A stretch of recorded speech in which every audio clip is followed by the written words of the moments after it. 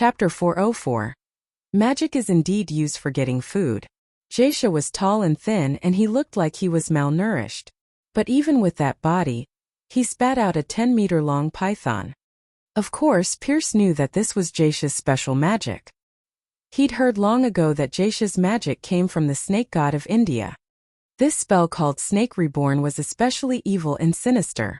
Apparently, this spell could turn all of the user's magic and vitality into a divine snake. This snake would listen to the user's orders and eat his enemies, then return back into the user's body. The swallowed vitality would then belong to the user. Jaisha's title as the most dangerous wizard wasn't unfounded. Just in the time he spent in L, he already killed 2 people. The python looked terrifying. It was like a monster python from a movie. It didn't have any of the laziness that snakes usually had and slipped into the lake with a whoosh. This python was practically undefeatable on land. No creature could counter it. Even lions, tigers, and bears would flee at sight. "Oh, hey, there's a big guy in the water," Blackie suddenly said. "Such strong vitality. Is it powerful?" Chun Zhao couldn't see the lake, so he couldn't help worrying. "Similar to Princess," Blackie said. What level was Princess at now? It wasn't an exaggeration to say that she was the strongest creature on Earth, but now there was a creature at the same level as her. "Amon, drag it into the water," Chun Zhao commanded immediately. If this thing reached land, it would probably be a difficult battle. In this case, he'd just make sure it couldn't get onto land.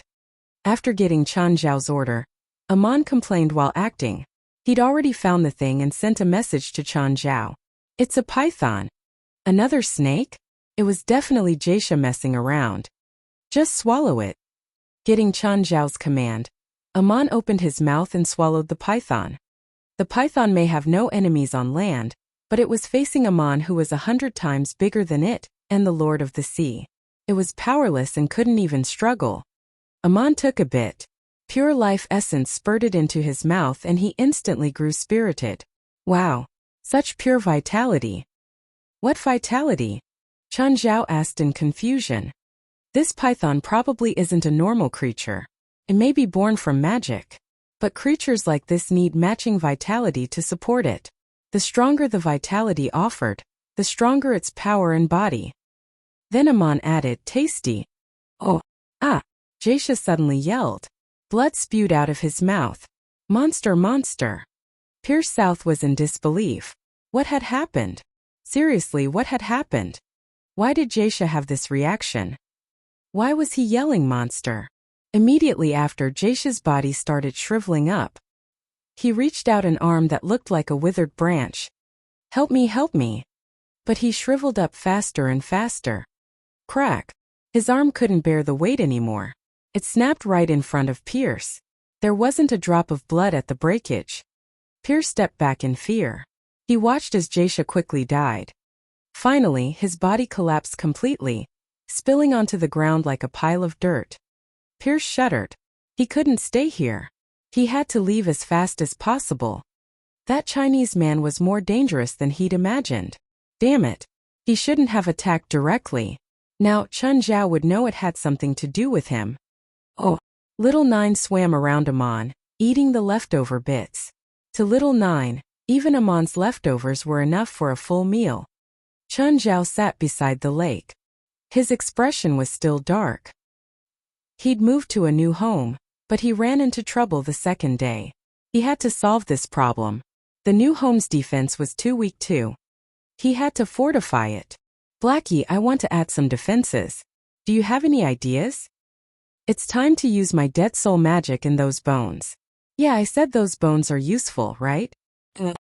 "What should we do?" "Scatter the bones around Mirror Lake. Bury them underground. If there are people with bad intentions, I'll be able to know immediately. But you know I can't kill people, so I think you should learn some necromancy spells." Chun Zhao got a bigger headache. Learning those spells wasn't a problem. The problem was that his magic was too weak now. It seemed that he had to move magic up his priority list. First, he had to find time to visit Hell. He would move some bones over from Samuel's nest. Samuel always ate those strong demons. Even the bones still contained strong magical power. Sienna could make magic potions, so he would get some from her. However, he didn't know how effective it would be. Blackie surveyed the surroundings again. After confirming that no one was there, Chun Zhao went back to rest. He didn't have a good night's sleep though. It was all because of that Pierce South. And that geisha. If Chun Zhao caught them, he would definitely feed them to the dogs. He didn't know yet that his wish would never come true. After all, geisha had already died, indirectly in his hands. Chun Zhao spent the entire night thinking about how to strengthen the house's defenses. He didn't worry about any enemies coming inside the house, but the other never did it face to face. They always came secretly. If they had put 10 more snakes and Blackie wasn't here, it would be truly hard to defend the house. Fei Lai especially couldn't protect herself. If she was bitten by a poisonous snake, things would get worse. Blackie's suggestion was to use dead soul magic and bury those bones. This plan was nice, but a slow remedy couldn't address the current emergency. The enemy wouldn't wait for him to improve in magic, or make all the necessary preparations. Unwilling to sleep, Chun Zhao climbed out of bed and started checking the house's blueprint. Of course, the best solution was to kill Pierce South and Geisha. They wouldn't appear obediently before Chun Zhao though. He would visit Pierce's house tomorrow. If Chun Zhao saw him, he would definitely twist Pierce's head off and use it as a soccer ball. Chapter 405. Gimme a combo. While it was still dark, Pierce South snuck into a deep alley. The alley was filled with a stench. It had clearly been a long time since the trash containers were last cleared. The entire alley was enveloped in darkness, with sewage seeping out from the ground. Pierce quickly covered his nose. He would not be here if not for the dire situation. He walked further in and eventually stopped before a rusty iron door. Clank clank. The iron door produced a loud noise. Then Pierce heard a voice from inside. Come in.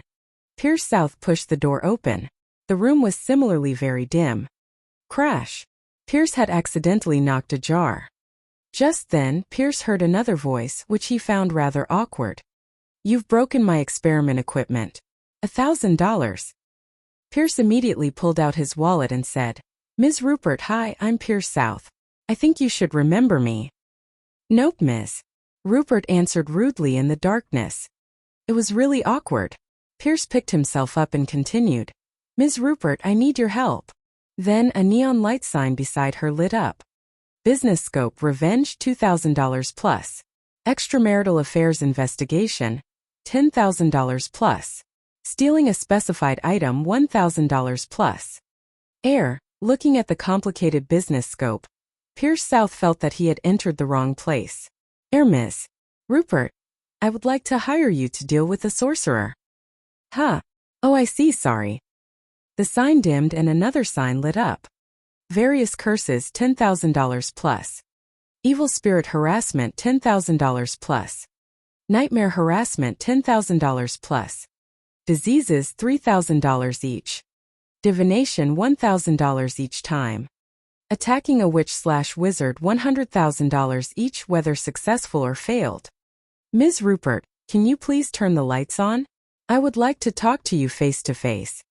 The room was really dim, so Pierce could only roughly see a shadow. The lights are broken.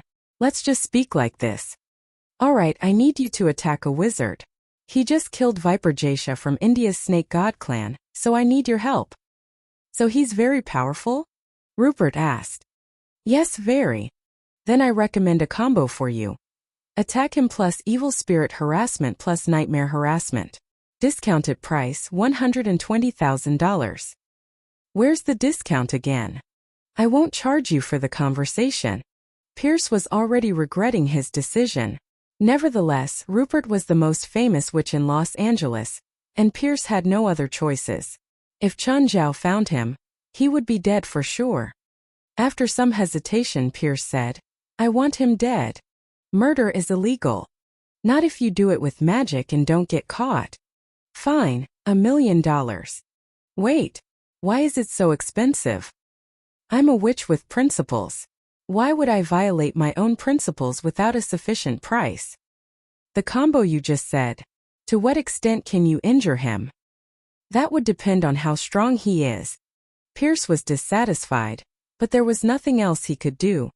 When would you begin? Depends on my mood. No, I mean depends on whether I can find an opportunity. Oh. Chun Zhao went to town and asked around.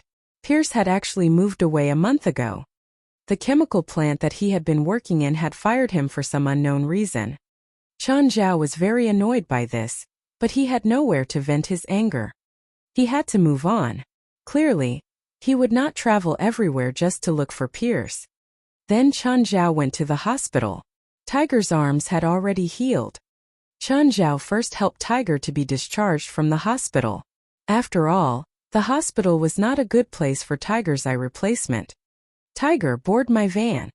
With an eye mask, Tiger entered Chun Zhao's RV. Chun Zhao had healed Tiger's arms in just half a month, which made Tiger much more confident in his medical skills. Nonetheless, Tiger's left eye was completely blind. Could Chun Zhao really cure his eye too? It was impossible for Tiger to become a professional boxer with just one eye, because it would reduce the field of vision greatly. Being observant and alert was the most basic requirement to becoming a boxer. Therefore, Tiger was still lost about his fate and future. What do I do now? Tiger was quite familiar with Chun Zhao's pets, so he was not surprised when he saw them in the RV. Lie there. Following Chun Zhao's instruction, Tiger lay on the bed. Then you'll sleep. Chun Zhao snapped his fingers and Tiger lost consciousness. Chun Zhao took out a pristine eyeball. Replacing Tiger's eye was an easy task for him since the pristine eyeball would complete everything by itself. Although the process looks somewhat like parasitism in those horror movies, it was a very normal thing in hell. Chun Zhao drove the van to UCLA, during which Tiger had an amazing sleep. He felt that it had been a long time since he had such a good rest. In the last period of time, his damaged eyeball had been continuously causing pain, disrupting his sleep. Slap. Wake up. Tiger felt that someone was slapping his face. He waved his hand. Go away. Wake up. Go away before I beat you up. Swish. The next instant Tiger was lifted into the air. Tiger opened his eyes and realized that he was being held by Chun Zhao. You want to beat me up? Huh? No. Tiger almost cried for his carelessness. I was dreaming. That's better. Chun Zhao put Tiger back onto the floor. Lucky. Tiger patted his chest, but he felt that something was wrong. He closed his left eye and then switched to the other eye. I can see with my left eye. No way. Is this an illusion or a dream? Mr. Chun, my eye? Forget the past. If anyone asks you about it, say that your eye was just injured, not blind, Chun Zhao said. Do you understand? Mr. Chun, what happened to my eye? Why do you have so many questions? Do you want me to dig your eye out and then put it back again? No. I won't ask anymore. Tiger feared Chun Zhao even more, but he also found Chun Zhao mysterious. Let's go to the boxing club and practice. Every day, I'll be spending 2 hours on your rehab training, until I think that you can stand in the ring again. Chapter 406. Tiger's Recovery Training. When the boxing club saw Tiger return, they were all very happy. Everyone crowded around to greet Tiger. But when Chun Zhao came in, all the laughter died down. They all greeted Chun Zhao meekly. Felt like he was some villain in a movie. Move aside now, Chun Zhao said. Tiger just got discharged. I need to do some recovery training for him. The crowd dispersed and the two put on the gear with practiced ease. Both the boxing gloves and helmet were for protecting both sides. Punching with bare fists could easily disable or even kill someone. In the next few days, you need to practice taking hits. You and Zanla Douglas don't have true differences in fitness, but when you're in the ring, your ability to take hits is far weaker than his. In the following days, you'll need to face even crueler practice. Instead of you calling stop, I'll only stop when I think I should. Okay, I understand, Mr. Chun. Alright, let's start. Going through Chun Zhao's training again, Tiger could feel clearly that Chun Zhao's power was stronger than before. He knew that Chun Zhao hadn't used his true power when he trained before. Tiger didn't realize just how different their levels were until Chun Zhao broke Zanla's 2 arms with 1 punch to take revenge. Before that, Tiger always thought that Chun Zhao was one of the better professional boxers, But he didn't think that Chen Zhao could compare with the true top figures. He didn't realize the truth until Zanla lay on the ground by Chen Zhao's feet. If Chen Zhao participated in a professional boxing competition, he would definitely be like a demon. He still didn't use much strength. After all, Tiger's arms had just gotten better. They hadn't healed completely yet. Chen Zhao's attacks were still a bit conservative. After 10 stormy minutes, Chen Zhao finally freed Tiger, letting him catch a breath. Clap clap. Chen Zhao and Tiger turned around to see Wright clapping outside the ring. Miss Wright. Tiger was one of the better students in school. Even his grades were quite well. Of course, that was only on the surface. Privately, Tiger would also take jobs to bully people. For example, the last time he got into a conflict with Chen Zhao had been because he was hired to do so. This was how he made money. After all, Tiger's family wasn't wealthy and boxing wasn't only his dream. It was a way to get rich. Chen, you don't focus on your job. Wright looked at him with dissatisfaction. You're a professor of the medical school. How am I not focusing on my job? This counts as teaching, right? Chen Zhao turned to Tiger. Am I right, Tiger? Tiger grinned but didn't reply. Are you free this afternoon? I arranged a public lecture for you. You said you already arranged it. Can I say no? Then it's set. A smile finally appeared on Wright's face. Oh, I heard that in the few days you were in Sacramento, you revived someone who was shot in the head. You can't say I revived him. I saved him. He's pretty lucky. If he was shot by a large caliber gun, probably even I would be powerless. Tiger glanced at Chen Zhao, thinking he was even more amazing now. He also felt fortunate that he had voluntarily resolved their conflict back then. He only got this opportunity because he hadn't continued viewing Chen Zhao as the enemy. Oh, Miss Wright, wait. A man in his 30s chased after her. Jared, can I help you? Wright turned around and asked. Miss Wright, can you explain why my public lecture was replaced? I don't think I did anything wrong. Jared stared at her furiously. Why? Wright thought for a moment and looked at Jared. I don't want to get overly involved with your private life, but please put your eyes on someone other than students. I don't want to have 2 girls walk into my office while I'm working and report you for your relationships. Plus, you've missed at least 5 classes in the past month. In that case, I'll give you fewer classes so you can take care of your love life. Plus, since I have a better choice, why don't I choose that? I'm already being merciful by not firing you. I hope you understand your situation. Jared's expression was livid. There's someone better than me in neurosurgery. Of course, Wright replied matter-of-factly. Does someone like that exist at UCLA?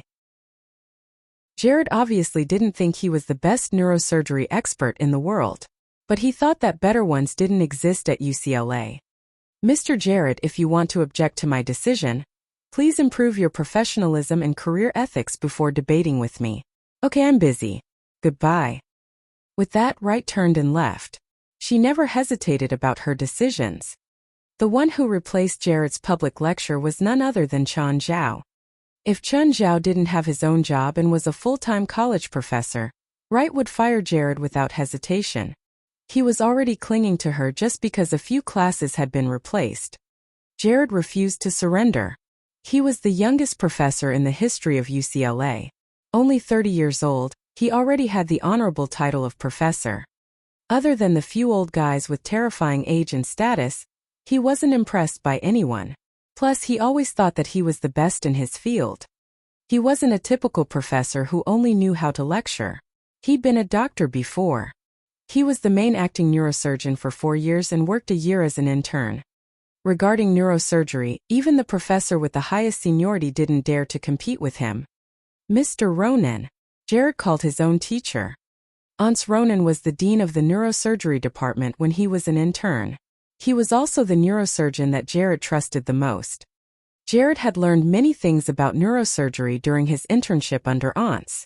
Plus, Ans was the only expert in this field that Jared admitted was better than him. Chapter 407. Getting Helpers. Jared, what's up? Ans Ronan asked. Mr. Ronan, my lecture has been taken by someone else. The principal said that I'll be replaced by someone better, Jared complained. Ans frowned. What's wrong with that? It only means that you're not good enough. I've checked the person who's going to replace me for the public class. I've never heard of him before. He's only given one lecture as a substitute, and he's not even a professor in neurosurgery. How can I accept that? You mean someone from another specialty is going to give your lecture in neurosurgery? Ans's face darkened. While Jared was not the best neurosurgeon he had seen, indeed not even as good as himself, he believed that nobody in another specialty could do better than Jared. Exactly. I suspect that there might be some shady deals. So what do you want me to do? I hope that you can expose him during the lecture. At least we can let the college realize that we're specialized for a reason, and no outsider can replace me. When is the public class? In the afternoon. All right, I'll be free in the afternoon. I'll be there. Jared's face was filled with delight. With Ans Ronan as his backing, he was confident that he would be able to destroy the substitute. If the substitute was questioned by a neurosurgery authority in public, he would definitely be too embarrassed to stay. If Jared was a neurosurgery expert, then Ans Ronan was definitely an authority. In all of California or even America, Ans Ronan was one of the best neurosurgeons, not to mention LA. Sir. Just then Jared heard someone call him. He turned around and saw a stranger. The stranger had thin hair and was in his 50s, but his clothes looked decent. Why does he look so familiar? Hi, how may I help you? Jared asked. May I know how to get to the principal's office? The more Jared looked at the man, the more he found the man familiar. Why are you looking for the principal? Oh, I've been asked to be UCLA's external lecturer. I'm reporting today. Are you Mr. Hill Nance? Jared finally recognized the person before him. As a neurosurgery authority, Hill Nance, nicknamed Surgical Knife, had a near-perfect personal record. He had outstanding performances in many super difficult surgeries. With more than 30 years of experience, he was even more senior than Ans Ronan. He would not reject most surgeries, unlike other doctors who would shun difficult operations to increase their surgery success rate. Oh, do you know me? Hill Nance was somewhat surprised. We've met during the California Medical Conference a year ago. Do you remember me? Sorry, I have a really poor memory. Hill Nance answered, smiling. Suddenly Jared realized something. Wait, is he the person who's going to replace me? I'll be in big trouble in this case. This caused Jared to be somewhat anxious. Mr. Nance, which department will you be joining? I'm specialized in neurosurgery, Hill Nance replied. Jared's heart skipped a beat. If Hill Nance was really the person who was going to replace him, he would have to ask Ans Ronan to not come in the afternoon. Otherwise, it would really be awkward. Hill Nance was not ordinary and everyone knew how good he was. Going to his class and looking for trouble would only end up badly for Jared.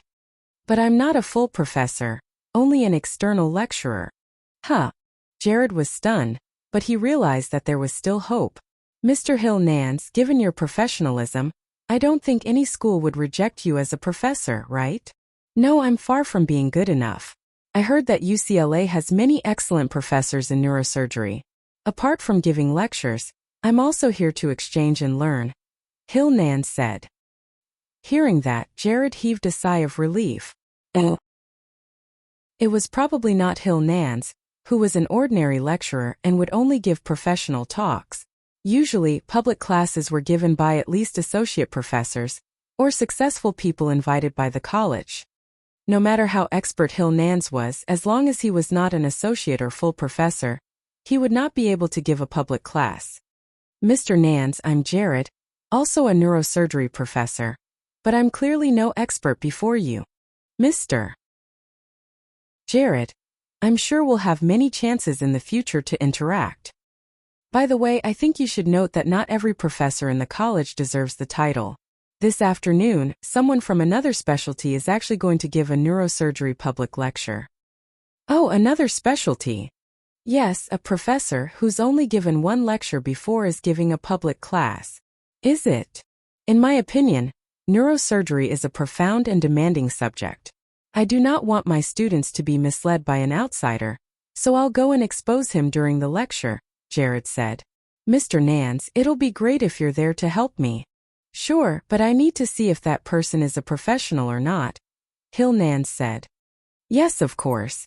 I really need to go to the principal's office for the administrative stuff now. Of course. The office is in that building, 4th floor, turn left, 2nd room. There's a sign on the door. Right. See you, Mr. Jared. Jared walked 2 steps and saw a bug guy walking toward his direction. He called, Tiger, you're finally discharged. Yes, Mr. Jared. Tiger also greeted Jared. Tiger, do you want to earn some pocket money? I'm afraid I don't do those anymore. Sorry. Tiger shook his head. Since he was beaten up by Chan Zhao last time, he had stopped accepting dirty work. It was bad for his reputation, and he was also scared that he would meet someone like Chan Zhao again. Furthermore, if Chan Zhao found out about it, he would be enraged. I'm not asking you to beat someone up. Oh, is it not? An outsider has snatched my public class from me. I need you to question him during the lecture. $1,000. Tiger was tempted by the easy task, especially when he was in need of money. So I don't have to hit anyone, right? Yes, you only need to question him. Also, find a few people from the boxing club. I'll be great if they can question the speaker with you. That will cost extra. Sure. Oh. Chapter 408, Tiger's Doomsday. After lunch, Tiger returned to the boxing club. There were some new members. The coach of the club led the new students to Tiger. You all should get to know Tiger. He's a junior this year, but he's the best of the club. He already has a professional certificate. Hearing that, the students immediately all had reverent expressions. Hi, Tiger. Tiger, have you participated in professional competitions before? Tiger, do you have time to teach us? Okay, stop disturbing Tiger. You haven't even learned the basics yet, so stop clinging to Tiger. If you want to train with him, you might get creamed with one punch. Start with the basics. Dion, wait, Tiger called to the coach. I have a job and need some guys. I thought you stopped taking jobs. It's not beating people up. I don't do that anymore. If Mr. Chen finds out, I'll probably be in the hospital again. It's not beating people up. Yeah, it's to help Mr. Jared. Tiger explained everything. I see. You kids, who wants to help Tiger? I can do it. Me too. I'm free in the afternoon. The newbies were really happy to help Tiger. They just entered college and were filled with excitement about college life. How could they miss this drama? Okay, then I'll take you guys. Oh, miss, I want that. And that. The cafeteria lady looked at Chan Zhao like he was a monster. Sir, this is your 3rd time getting food. It's not like I don't pay. Chan Zhao rarely got to eat cafeteria food. It wasn't very good, but it was at least cheaper and had pretty big servings. He would naturally eat his fill. Fine, but you should know our rules. You'll get fined if you have leftovers. Of course. I understand. Chan Zhao carried away the tray filled with food. As soon as he sat down, Evely sat across from him. Hi, Chun. Hi, Evely. What's up? Chun, I feel like I haven't been improving recently. My time is always around 8 minutes. Do you have any suggestions? No. How can you be so irresponsible? What am I responsible for? I'm gonna scream harassment, Evely said, pouting while glaring at Chan Zhao. Then you better find a place with no cameras. There's a camera here. You have no sense of humor. But speaking of, do you really plan on becoming a professional athlete? Don't you know? I was chosen as an Olympic athlete. I'll debut at the World Championships this year. Oh, that's how you'll reply to me? Evely stared at Chan Zhao. What do you want? Come back and be my coach. My family hired someone who calls himself the champion coach. Apparently he was Phelps' coach before, but after I followed his methods I was 10 seconds slower. After I changed back to the method you taught me, I went back to my original speed. Evely understood fully now that Chan Zhao was the best coach. The other coaches couldn't even compare to him. Even though Chan Zhao was always distracted while he trained, but the effects on Evely were obvious. In 10 days, her fitness and speed had all improved substantially. This was why she kept going to Changzhou, hoping he could change his mind. I have to train Tiger. I don't have time to train you. Didn't you say that you hope I can break the men's world record? You really want to break the men's world record? I know it's really hard, but I really want to try. I want to be the first female athlete to break a men's world record. But you can't go compete against men, right? I don't have to. I'll break the record in my own meet. As long as I do it fair and square, what can people say about me? I need to think about it, Chen Zhao said. When can you give me an answer? When are the World Championships? It starts this August. There's still half a year. Take it slowly, don't worry. It's less than half a year, Evely corrected. Wait for Tiger's progress. I can't be a boxing and swimming coach at the same time. How long does he need? I don't know. Depends. Give me an exact time. This way I can fire the coach at a more accurate time. Hearing Evely's words, Chen Zhao felt really bad. I'll go look at your training results when I have time. How about that? Do you have time today? No, I have a public lecture today. You have a public lecture? Which room?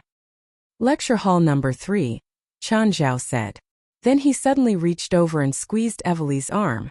Hey, what are you doing? She was both embarrassed and annoyed. Your body fat ratio increased. Go back and eat vegetarian for 2 days. Evely glared at Chen Zhao. She knew that this asshole was flippant, but he did have some skills. He just squeezed her arm and discovered that her body fat had increased. She'd done a checkup yesterday. Her fat content was 2% higher than during the competition. She indeed hadn't paid much attention to her diet. She'd have to start that again. However, her face darkened when she saw the food on Chen Zhao's plate. Why don't you pay attention to your diet? Aren't you afraid of getting fat by binging like this? Please don't think like that before I get fat. I have a high metabolism and I don't exercise any less than you. Chen Zhao shoveled the food into his mouth. After cleaning up, he said, I have to go prepare the material for this afternoon's lecture now. It took him more than an hour to prepare the material. After getting ready, he checked the time. He had to go to the lecture hall now. When he arrived, he saw that there were quite a lot of students. The commotion quieted down instantly when he walked in.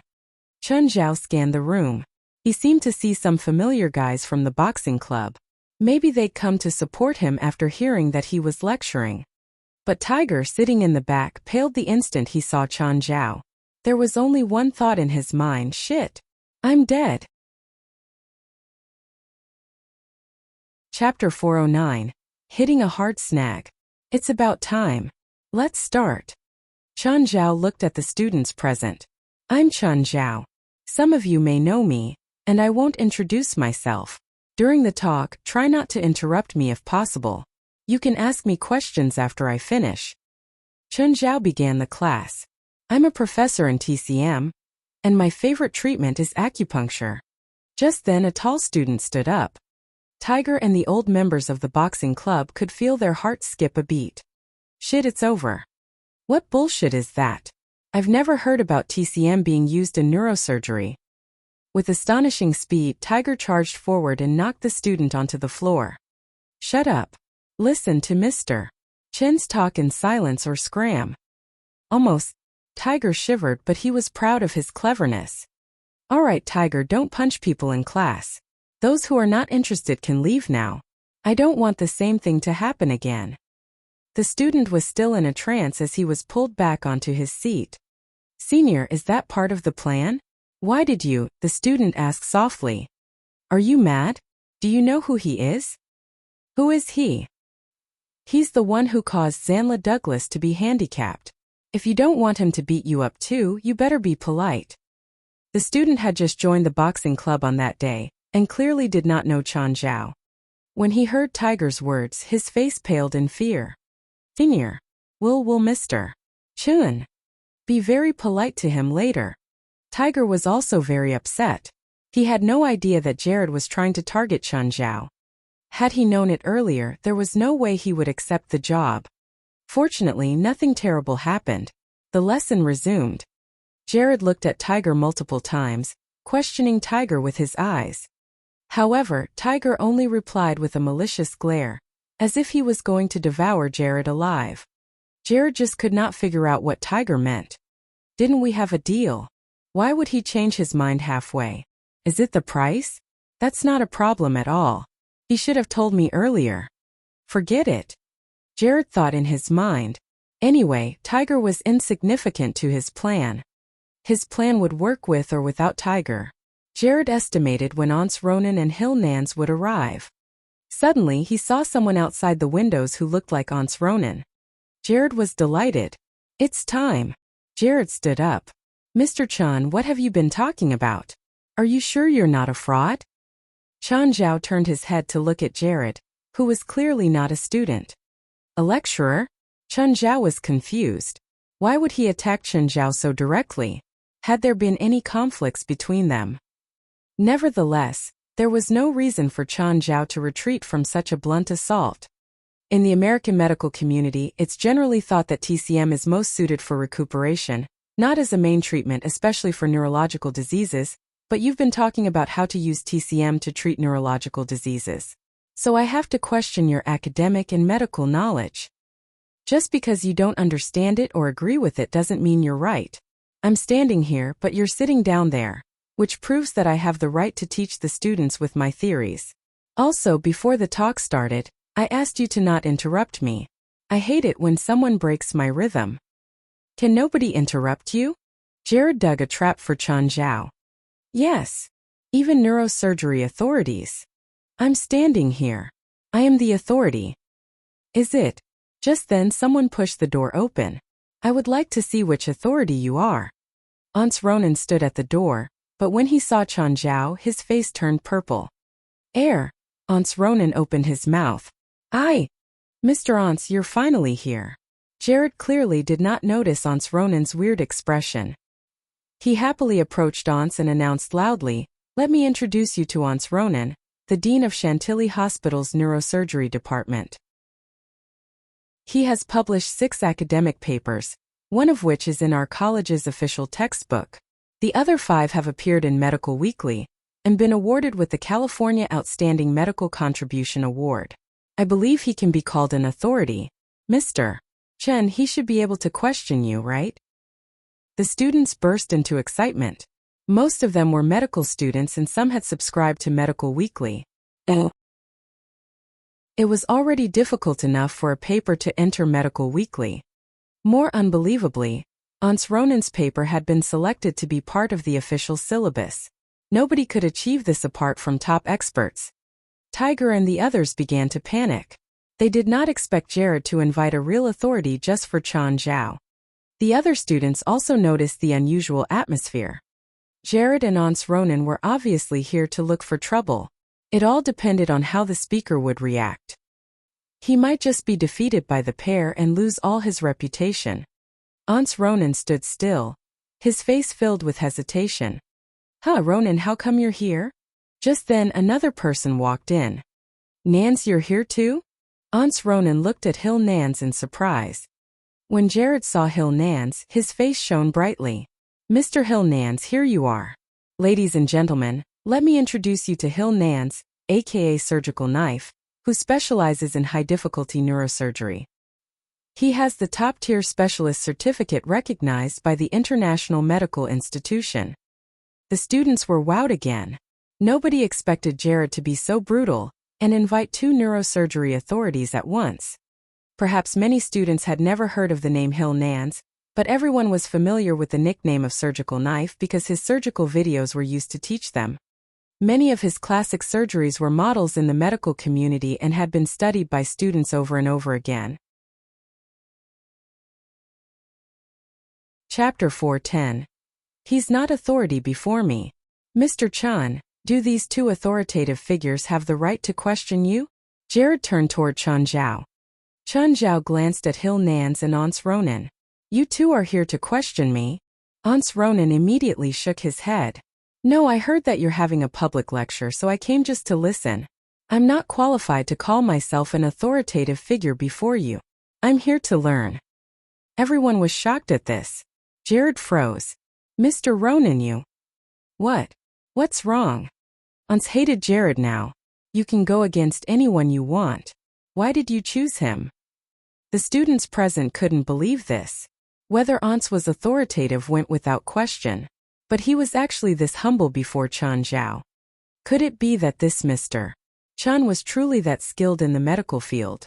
Seeing that Ans Ronan couldn't be useful, Jared glanced at Hill Nans. Now, he could only put his hope on Hill.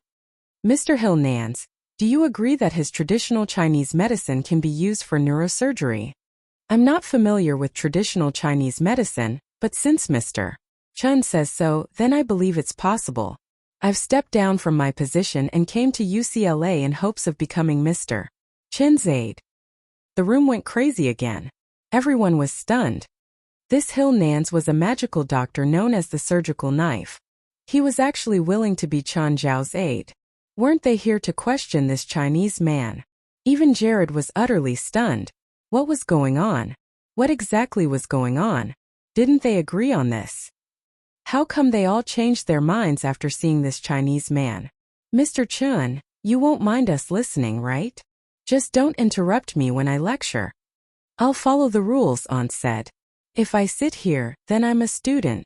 Aunts Ronan and Hill Nans took their seats. Only Jared was still standing there. He didn't know what to do. Sir, please leave my lecture. Right now, this moment. I'm not going. This belongs to me. Jared couldn't accept this result. He kind of lost all reason. Just then, the guys of the boxing club finally stood up. Mr. Chen, I'll take him out, Tiger said. I won't let him make a scene here. With that, Tiger's group dragged Jared out, not caring if he was willing or not. Someone even covered his mouth so he wouldn't spout nonsense. When they dragged him out of the classroom, they tossed him onto the ground. Tiger, why did you betray me? Didn't we agree on this? Don't you know who Mr. Chen is to me? Tiger stared coldly at Jared. You know him. He healed my arms and now he's my coach. You want me to mess with Mr. Chen? Tiger stared at Jared with clenched teeth. He's your boxing coach? Jared yelled. With that body, even I can defeat him. The boxing club guys all laughed. They'd thought that before too. But after that time, none of them had that idea anymore. Then you can try challenging Mr. Chen, but you better get yourself steel armor first. Oh, okay. This is all I have to say today. Any questions? Mr. Chen, I know that you recently performed heart surgery on a patient determined dead by extremely accurate medical equipment. Can you tell me how you determined that he's still alive? The classroom was in uproar again. A patient was determined dead by equipment, but this man actually got the opposite result and revived the man. In traditional Chinese medicine, the process of diagnosing is actually similar to Western medicine. Of course, that patient couldn't reply to me at that time, but I could sense it from touch. Of course, not everyone can do that. I'm a bit special in this matter. I'm more sensitive, so I could feel that the patient wasn't actually dead. So how could you do something that 4 doctors couldn't do? Aunts Ronan asked. Hill Nans was also skilled in surgery. He obviously knew how complex heart surgery was. One person doing an entire surgery was like a person constructing a building alone. It's actually not as hard as you thought. Even though the 4 doctors failed in the end, but their processes weren't completely useless. I just took after their work and fixed the mistakes. Also, this question is unrelated to today's topic. Mr. Chen, I have a question. Hill Nans said, raising his hand. Sir, do you still remember me? Yes, but can you not call me sir? Mr. Chen, not too long ago you accepted an injured man that I thought had no hope left. He was shot in the head from a short distance and large amounts of shrapnel remained in his brain. What did you do to get rid of them? And what did you do in response to the internal bleeding? I'm afraid I can't tell you now. Why? It's too complicated, Chen Zhao said. There's too much content about traditional Chinese medicine, but I've only given 1 lecture. Your knowledge is too shallow now. I'm unable to explain the complexity of the surgery. Yes, I'm too hurried, Hill said, nodding. Mr. Chen, did you use traditional Chinese medicine to awaken the person in the vegetative state before? No, it was actually a combination of traditional and modern medicine. Pure Chinese medicine couldn't awaken them. The difference between you and I is that I'm familiar with traditional Chinese medicine, so I have an additional choice when treating patients. That's why I can cure some seemingly impossible diseases or conditions. At that moment, all the students there realized that this professor from China had very advanced medical knowledge. At least he could make the two experts surrender to him. The students who hadn't paid much attention to the lecture were now all asking the people around them or borrowing notes. "Mr. Chun, when is your next lecture?" Hill asked. "Depends on my mood." He really did have a unique personality. Probably no other professor at UCLA dared to reply like that. "Okay, that's all for today. Class over." Before Chan Zhao could leave the classroom, he suddenly saw Jared run in. He raised a baseball bat and went for Chan Zhao. It's you. You took everything from me. Die." Jared's bat was already coming down on Chan Zhao. "Watch out." Oh. Chapter 4:11. What the hell is a nest of curses? Just when everyone was worried about Chan Zhao, he punched. Crack. Ah! The baseball bat broke into two as Jared flew backward. "Someone call the ambulance." Then Chan Zhao turned around and left. "Wow! Handsome. I'm wet." Evely caught up with Chan Zhao and tapped his shoulder. "Chun, nice one. Did you run to me just to tell me that? What else do you want me to say?" "Nothing, bye." "Oh." Chan Zhao stretched. Then he found right and took back all his pets. Because of the class earlier, he had left his pets with Right. In her overexcitement, she rode Princess around to scare people again. Chan Zhao thought that Right would eventually be impeached by the college board if she kept behaving like this. With his various pets, Chan Zhao left the staff building. Suddenly, a ball rolled toward him and stopped beside his feet. A little girl trotted toward him. "Uncle, could you please pick up the ball for me?" Smiling, Chan Zhao bent down, but before he could reach the ball, he felt his arm go out of control. This had not happened in a long time. Since Chan Zhao mastered spiritual connection, he had been able to control his arm perfectly. But today his right arm went berserk again. One of the eyes on the back of his hand opened without warning. Then the mouth of Glutton also opened. It grabbed the ball on the ground and swallowed it. The little girl's expression changed drastically. "Shit, how did you discover it? I'll be back." Stunned, Chan Zhao watched as the girl ran away. "Wait, what the hell?" Rupert's face paled. "He's too powerful. What spell is that? How did he devour the curse?" After all, it was the curse of the sacrifice, nominally the most vicious curse. The curse of the sacrifice was not fatal. In fact, most curses were not. However, it would cause the target to bleed continuously, like menstruation, regardless of the target's gender. Before the curse was stopped or broken, the curse would keep bleeding. Think about it. If a person was hit with the curse of the sacrifice, he or she would basically be menstruating every day. Nobody could take that. Furthermore, the curse was very difficult to break. Rupert had originally expected it to be a simple task. She clearly did not expect her target to break the curse. No, not break. He devoured the curse. She had never heard of such a spell. Chan Zhao, who had just scared Rupert away, was now having a headache as he stared at the eye on the back of his hand. Since the true visioner's 6 pristine eyeballs were embedded in his right arm, they had been inactive. Even when he managed to control his right arm completely, he was still unable to activate the eyeballs. Chan Zhao had almost forgotten about them. Today, for some reason, he managed to activate the first pristine eyeball, but he could not control it again. Nevertheless, after the mouth ate the ball, Chan Zhao felt a wave of satisfaction. What's this? Are rubber balls really that delicious? Should I go and buy a few more rubber balls? Oh. As for the girl's words, he did not hear them clearly. Chan Zhao thought that the girl was just too frightened. Luckily, she was only about 7 or 8 years ago. He did not have to worry about her telling everyone about what she had seen. Even if she did, people would think that it was just a child's imagination. On his way home, Chan Zhao kept studying his right arm. The eye was really troublesome. He did not know how he had opened it, and now he could not close it or even control the mouth. Suddenly Chan Zhao had an idea. He could not control the mouth, probably because the eye had somehow usurped his rights. Instead of controlling the mouth, could he control the eye instead? Chun Zhao tried it out. Indeed, the eye was much easier to control. He could feel the eye. Just then, Samuel trotted and jumped into Chun Zhao's arms. Master! Samuel, do you know what's happening? Pristine eyeball. You've activated a cursed eye and gained curse vision. What do you mean? Basically, it can detect the existence of curses. Most curses are inferior spells, but precisely because of that, they're hard to detect. This eye has the ability to sense and discover curses. But how did it manage to control the mouth of Glutton? Pristine eyeballs are just organs and have no awareness.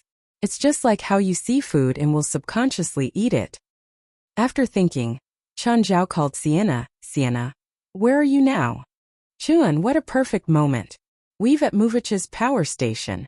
Come here quickly. There's a problem we can't solve. Chun Zhao was speechless. He called Sienna for help, but Sienna asked him to help her instead. Since Sienna had already made the request, Chun Zhao decided to go to Muvich's place. He had no idea what they had encountered. It actually got Sienna. When Chun Zhao reached the power station, he realized that it was empty.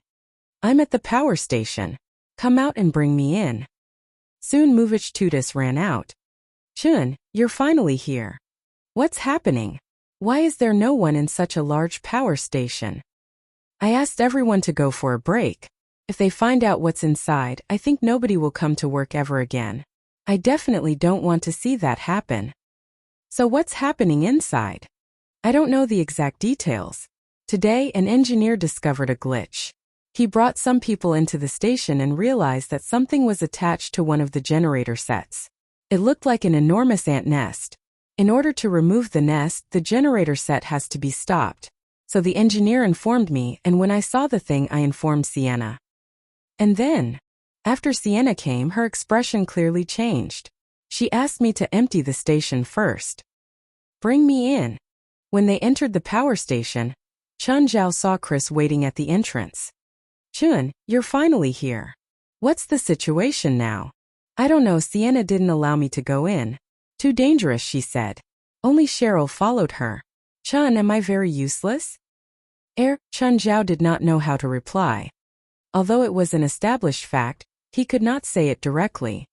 Actually, you're really useful. You have just yet to discover your talents. Really? I think we should talk about the current situation. Chun Zhao turned his eyes away. Of course it's fake. Just then, Cheryl ran out in an awkward manner. There were signs that she had transformed earlier, and her body was covered in a green liquid. Chun, here you are. Can you defeat a nest of curses?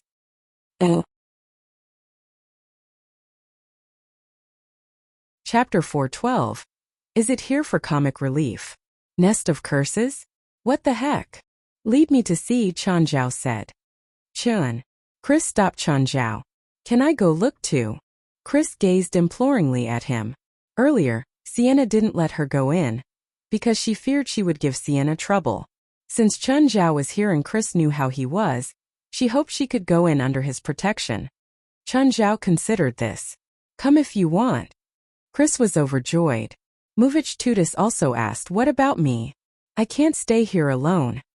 Since Chun Zhao was willing to have Chris tag on, he had no reason to refuse Muvich. Everyone come along so you're not alone.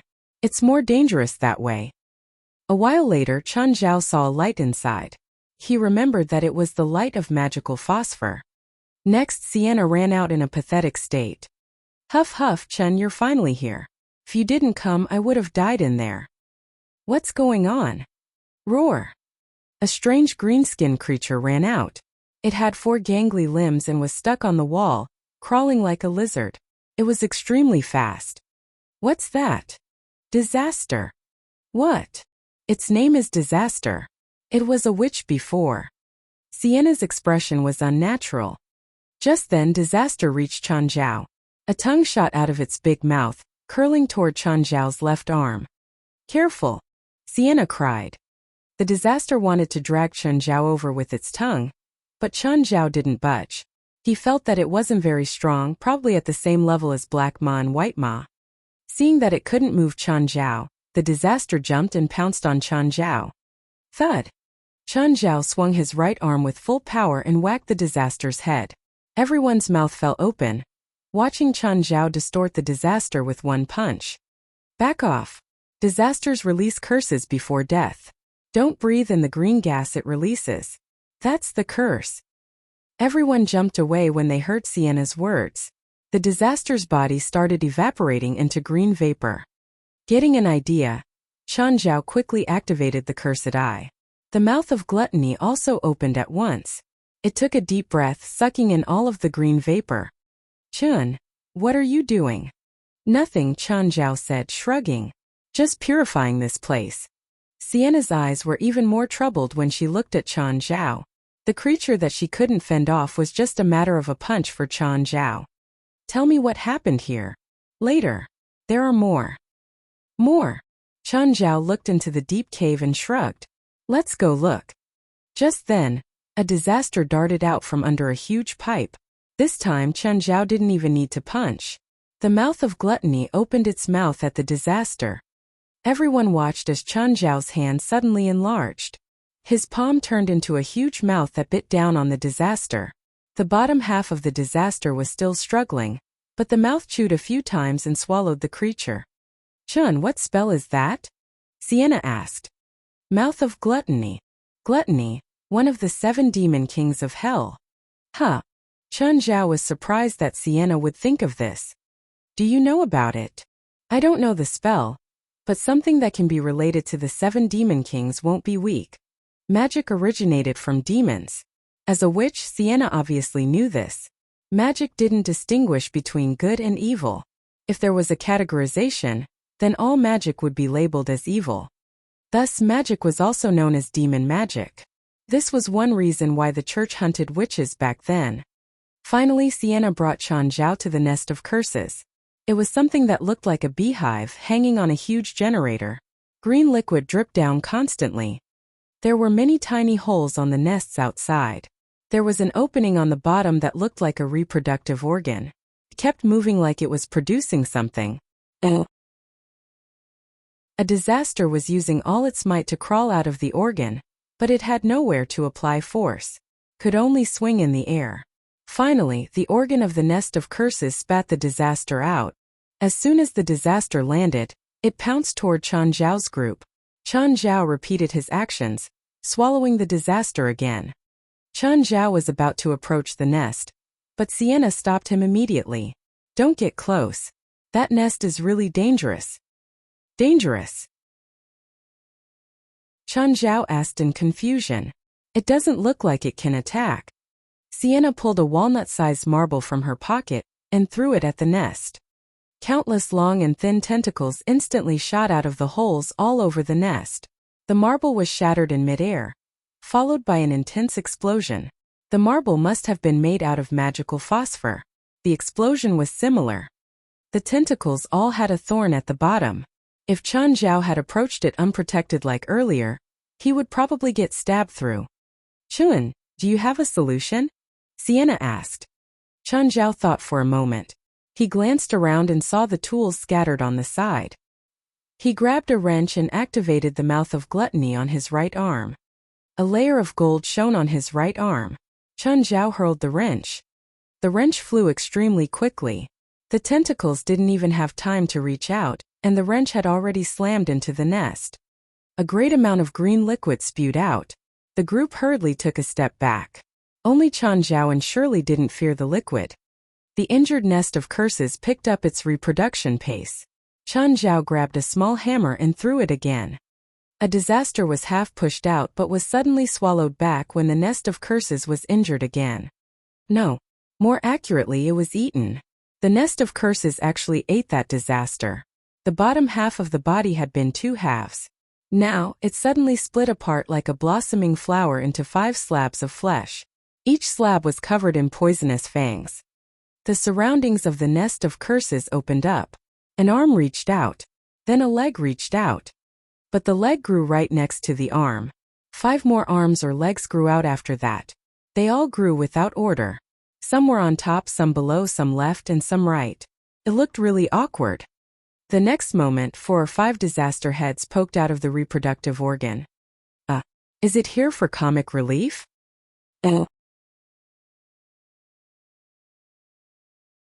Chapter 413. Will you support me if I stop taking illegal deals? Sienna wanted to maintain the serious atmosphere, but as she looked at the weird limbs and heard Chan Zhao's tone, the horrifying atmosphere vanished. It does look slightly funny.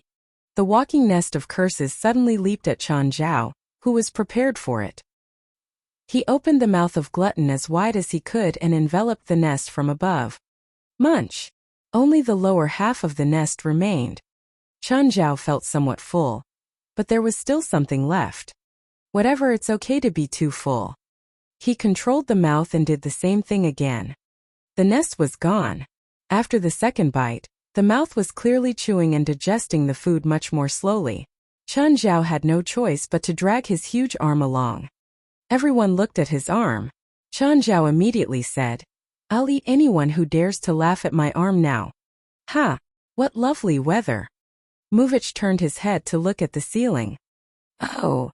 After a while, the mouth finally digested the nest. Chan Zhao's arm returned to its original size. He moved his arm around and could feel the power within it. Tell me what's happening. Someone has been hunting and killing witches. Sienna had a very solemn expression on her face. What? The nest of curses is made from the corpses of 10 witches. Their bodies developed into the nest, which in turn hatched them, turning them into disasters. What's the point of doing that? Chan Zhao asked, confused. If all the 10 disasters are completely hatched, they'll start to kill and devour each other. In the end, there will only be one left. And then, the disaster will turn into a calamity. Is it very strong? Dunno. Sienna shook her head. I'll ask the witches who are specialized in curses. Maybe someone will tell me the answer. First of all, you said someone's been hunting witches, so the person is definitely more powerful than an ordinary witch. It must be difficult to kill 10 witches, right? Chan Zhao asked. Sienna nodded. The person is not just strong, but also very cruel. I don't understand why he or she would do this. Next, why would that person place the nest here? Could it be placed by a staff member here? Chan Zhao looked at Muvich Tudis. I don't think so. I suspect that the nest has escaped from the person's control. That's why it's here. It should be a coincidence. Why? I found traces of the nest moving, near the vent there. I've also checked the surveillance video records. Before the nest of curses appeared, nobody's been here. In fact, the engineer would not have come here if not for the malfunction generator set, Muvich said. Fine. Let's say it's not a staff member here, Chan Zhao said. The only thing we can confirm is that the person is really powerful. Sienna, do you know anyone who's that powerful? Everyone looked at Chan Zhao. Sienna also pointed at him and said, You. Not me. I wouldn't do such a perverted thing.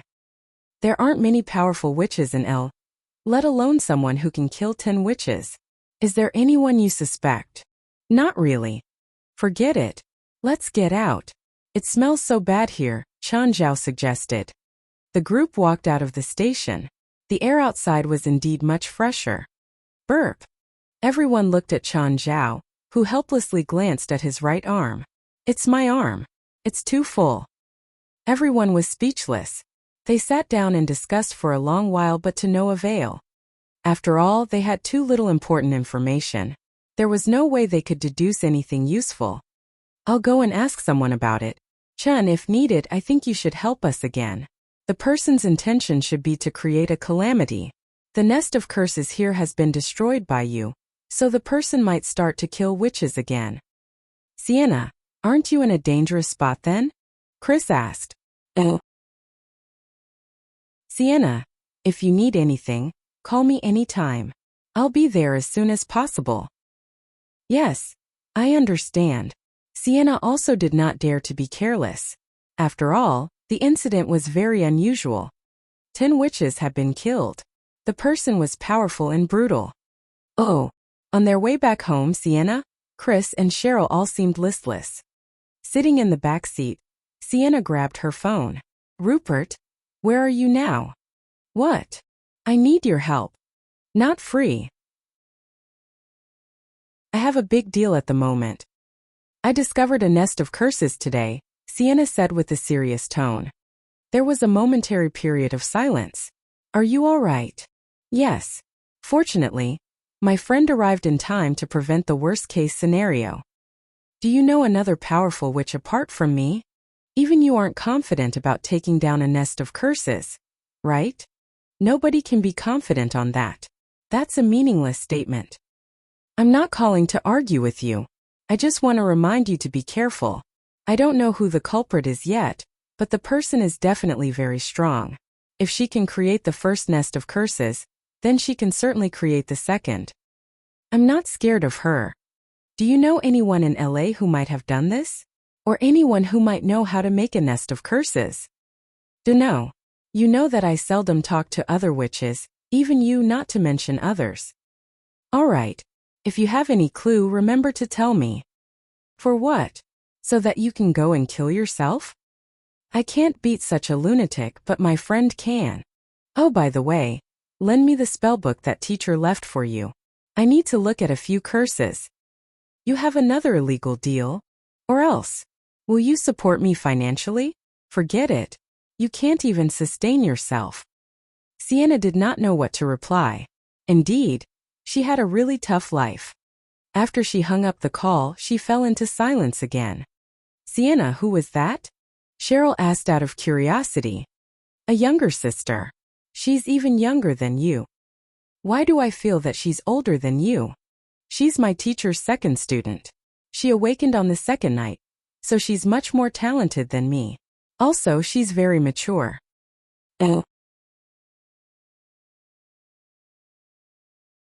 Chapter 4:14. How can I lose to a man, Miss Rupert? Did you start yet? Pierce South asked impatiently. No, why are you in such a hurry? Rupert said with a voice-changing tool. The man isn't a normal wizard. I have to prepare sufficiently. Just wait for my news. You're so annoying. Pierce South was annoyed, but this was a famous witch. He could be angry, but he didn't dare express it. Okay, that's all. Rupert hung up the phone. Rupert's temper wasn't good at all.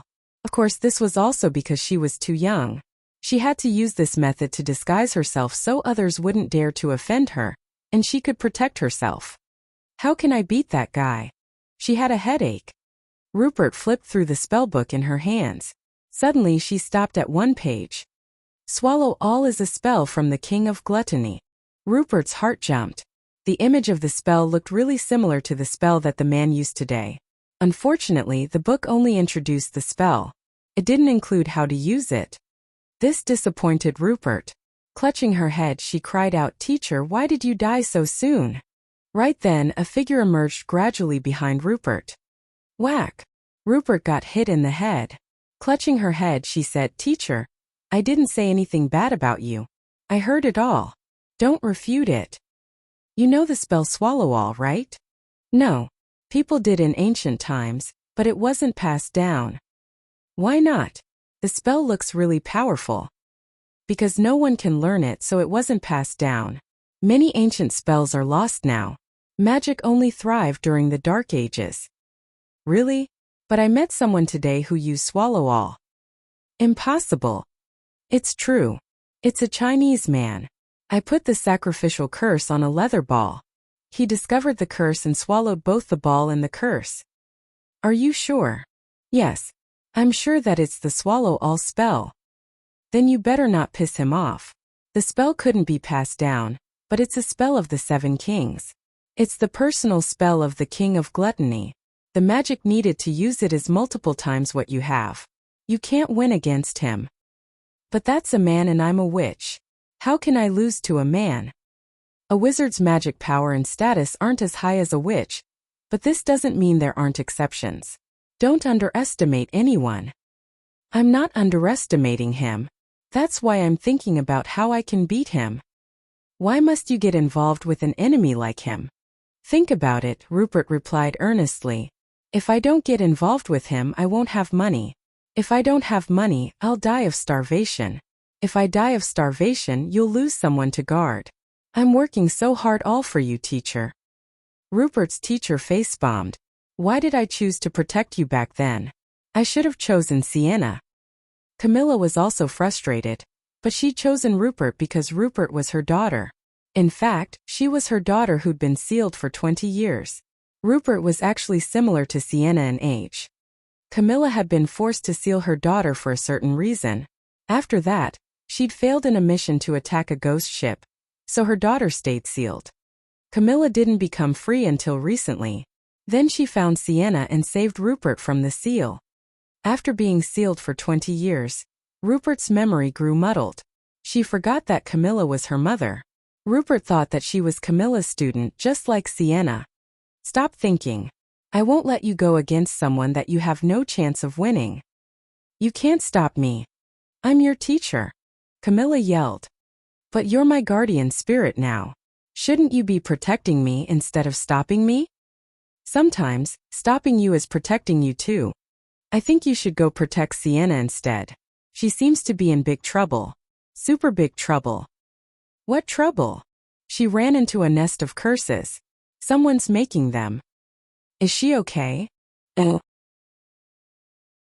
She's okay for now, but someone in Ella is hunting witches. She's so weak. She'll definitely be in more danger than me. Oh, crack. Chun, you got stronger again. Fei Lai looked at the glass shards in Chun Zhao's hands. She wasn't surprised anymore. Chun Zhao would get stronger every now and then. After that, he wouldn't be used to his strength and destroy things everywhere. Chun Zhao was frustrated too. After the mouth of gluttony had eaten and digested the nest of curses, he'd gotten stronger. He wasn't sure just how strong his right arm was now. Fei Lai, I can't sleep with you tonight. Oh. Fei Lai was surprised. It was Chun Zhao's first time voluntarily not sleeping with her. You're busy tonight. Sienna might be in trouble. If she's unlucky, it could kill her. I need to research a little and see if I can help her. Okay, but you need to be careful too. Don't put yourself in danger, alright? Of course. I'll protect myself. Crack.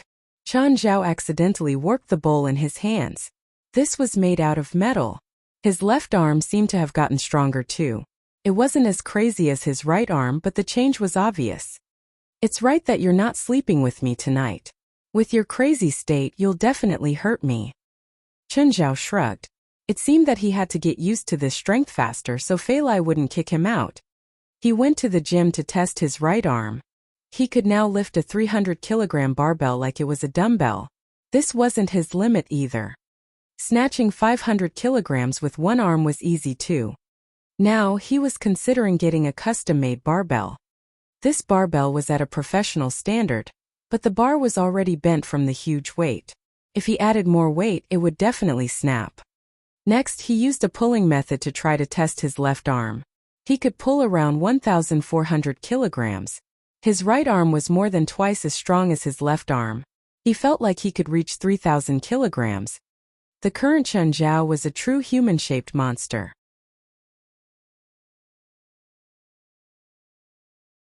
Chapter 415 Hate at First Sight. Despite his promise, Chun Zhao still snuck into the bedroom in the middle of the night. You've got a solution? Fei Lai was in a light sleep and could feel Chun Zhao's hands moving on her body. Nope. Then why are you here? It's really troublesome. Importantly, we can't find the culprit. Speaking did not slow down Chun Zhao's actions at all. Fei Lai began to pant. Can you tell me what's happened? Chun Zhao summarized the incident. After remaining silent for a while, Fei Lai said, Protect those 3 women. Yes. Oh. In the morning, the AI system automatically opened the blinds, and the warm sunlight shone through the windows. Chun Zhao only got up after Fei Lai had prepared breakfast. Then Fei Lai went to work and Chun Zhao went to the gym again. Adapted to his new strength, he was delighted. After that, he went for a swim in the lake. It was a really pleasant day. Sir, a call for you. Just then, Chun Zhao heard the AI system's electronic voice from the speaker. The AI system was connected to Chun Zhao and Fei Lai's phones. If the phone was at home and was not picked up for over 30 seconds, The AI system will inform them. Moreover, if a special call was not picked up, an automatic reply would be given. I am currently busy and I will call back later, or the system would initiate the voicemail mode. Chen Zhao had to admit that his life had become much more convenient after installing the AI system. After all, the system cost over $100,000. Chen Zhao felt that it was worth it. After getting to shore, he said to the system, "Pick up the call." "Hey Chun." "Hi Steven. The film location is ready. Can you come here? We'll probably be starting in the next 2 days. I need to discuss the plan with you." "Sure. Give me the address." It's an island about 40 nautical miles from shore. Does the story require filming on an island? Yes, the Mexican gang's base will be here. The plot is mainly about the conflict between the protagonists and the gang. Alright. Chen Zhao was neither an actor nor an investor, so he only needed to know the plot briefly. He had no right to ask Steven or the investors to change the script. Bring him on here too. Okay. Chen Zhao thought that it was inconvenient to bring Princess and the other pets out to sea. He had to leave them at a place. After some consideration, he decided to send them to Dell's house. "Chun, why are you here?" "I think I need to leave my pets here again. I can't ask Dell to look after my pets every time. Looks like I need to think of a solution. Also, lend me a car." "Of course, just pick a car from my garage," Dell said generously.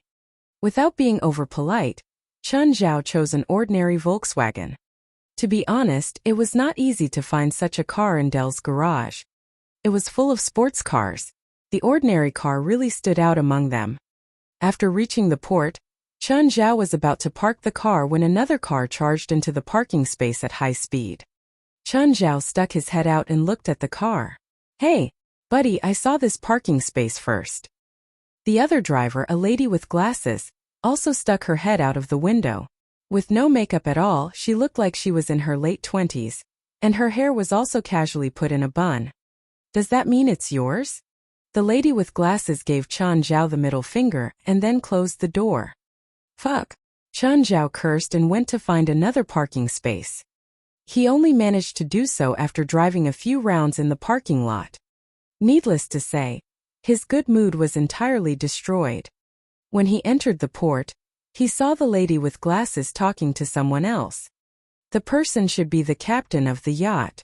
There were many such small passenger yachts at the port, but the cost was not fixed. Passengers would need to discuss transport with the captain in advance. Chen Zhao glanced at the lady and then approached the captain. "Hey, do you go to Gaia Island?" "Oh, you're going to Gaia Island as well?" The captain looked at Chen Zhao. The lady with glasses also glanced at him. Chen Zhao nodded. "How much does it cost?" $1,000 round trip, but you can only stay there for at most 6 hours. "I'm not with her. Also, 1,000 is too expensive. I can give you at most 500. Wait, I'm with him, the lady said, grabbing Chen Zhao's wrist. "We're going together." "Miss, do we know each other? We can still ride the yacht together. It's clearly cheaper for 2 people. Buddy, whether you're going alone or together, 500 is too little. 800 at least." 800? I only need 1,200 to rent a yacht for a day, and I can play on it for the entire day, Chen Zhao bargained. 700 then, the captain compromised. 600. The lady with glasses pulled Chen Zhao. 300 from each of us. You'll pay 400. Chen Zhao smiled. Why should I pay 200 more than you? Because you took my parking space just now. Are you a member of the crew? I'm going there too. I'll be able to help you there, the lady said. No, I don't need help. Are you an actor? Maybe I can get more shots for you. I'll take $600, but are you done discussing? The captain urged. If you keep delaying, I'll have to raise the price. I still need to come back and get another passenger. Alright, 600, we'll pay half each. Chen Zhao also did not want to waste any time. After all, his time was more precious. The two boarded the yacht which set sail, but its speed was rather slow. Captain, can we speed up please? The lady with glasses shouted impatiently. No, that's the max speed of my yacht. It'll be dangerous if we go any faster. Chun Zhao frowned. Their speed was clearly unusually slow. The captain must have noticed that they were in a hurry, so he deliberately slowed the yacht down in order to extort more money from them. Furthermore, his reason was very valid. Even if they called the police, it would be useless. Hey, think of a solution, the lady said anxiously. What can I do? What a useless man, the lady complained. Why don't you think of a solution to prove that you're not useless? Chun Zhao rolled his eyes and ignored the lady. Do you believe that I have many ways to get you kicked out of the crew? The lady threatened. Nope, Chun Zhao sneered. Chapter 416 Menopause. How come you stopped? Even Chun Zhao couldn't take it this time. Engine broke down, the captain said offhandedly. Then hurry and fix it, Glasses Girl yelled impatiently. The sun is too bright. Wait until the clouds come over. Chun Zhao went into the cabin and dragged the captain out. He grabbed the man and hung him over the deck. If the boat doesn't start in 10 minutes, I'll feed you to the sharks. The captain obviously just saw that Chun Zhao and Glasses Girl would be easy to take advantage of. However, Chun Zhao didn't plan on going easy on the captain. The captain almost pissed his pants. To him, Asians always stayed low-key in America. They would just bear it even when people bullied them. Who would have thought that Chun Zhao would be so aggressive and attack him directly? As expected, the boat started after the threat. Even the repair step was skipped. The boat was even faster too. Glasses Girl glanced at Chun Zhao. Barbarian. Bitch, Chun Zhao shot back. This girl kept bugging Chun Zhao to solve the problem earlier. After the problem was solved, she called him barbarian. Chun Zhao couldn't stand this. Finally, the boat reached land. Chun Zhao glanced at the captain. Stay here. If you dare to leave, I'll show you. He jumped off after threatening the captain. Glasses Girl looked at him and scoffed. Idiot, you think he'll listen to you? Chun Zhao didn't feel like responding to her. He really didn't care if the captain ran off. Amon was swimming nearby. That small boat wouldn't be able to take Amon's hit. After Glasses Girl got off the boat, she didn't feel like dealing with Chun Zhao anymore either. She ran toward the small island. On the other hand, Chun Zhao wandered around. Gaia Island had basic infrastructure left behind from the fishery decades ago. But after 20 years, LA no longer had any fisheries nearby. There was a pier of average size, but the coast was lined with rocky beaches. Carrying a briefcase, Agatha heard Steven's roar from far away. Agatha had worked with Steven for 4 years. She knew practically everything about this dictator now. She missed the cruise ship in the morning because her alarm had broken. She ended up paying $300 to get over here. Not only was she late, she knew that she had to face the storm named Steven now. Agatha, you still came? Steven raised his voice immediately when he saw Agatha. Why don't you just disappear? Then I have a reason to get a new assistant. Mr. Steven, someone from the crew gave me a hard time along the way. He purposely delayed me. If not for him, I would have gotten here long ago. Who is it? I don't know him, Agatha replied pitifully. He must be new. Don't ever make me wait an hour again. I hate waiting. Do you understand? This is your first time, and I hope it's your last time. If you make me wait again, I'll make you sleep on the streets. Yes, I understand, sir. Give me those documents. Steven's volume was still very high. Agatha hurriedly handed the documents to Steven and followed him obediently. They hadn't started filming yet, so they were still building some basic scenes. I don't need you here, Steven said, waving his hand when he realized that Agatha was still there while he looked over the documents. Go check the infrastructure for the next scene. I don't want any emergency situations. As if freed, Agatha hurriedly bowed out. She started surveying the film site. Of course, she wasn't in charge of the work. The heads of the crew weren't under her control. At that moment, Agatha saw the strolling Asian. Chun Zhao seemed like he was on vacation. He just enjoyed the scenery along the way. Agatha immediately went up to him, pointing at him. What are you doing? Are you here to have fun? Don't you know how busy the crew is? Do you know how many people are waiting for you? How many people are waiting for me? Am I that important? Chun Zhao was confused. If you don't want to work anymore, then get out. The crew doesn't need slackers like you. Agatha took all her anger from Stephen out on Chun Zhao. Most of the crew were seniors that she couldn't offend. However, Chun Zhao looked like a rookie. She could yell at him without worry about the consequences. Chun Zhao picked at his ears and looked around. Seeing his attitude, Agatha was even more furious. What attitude is this?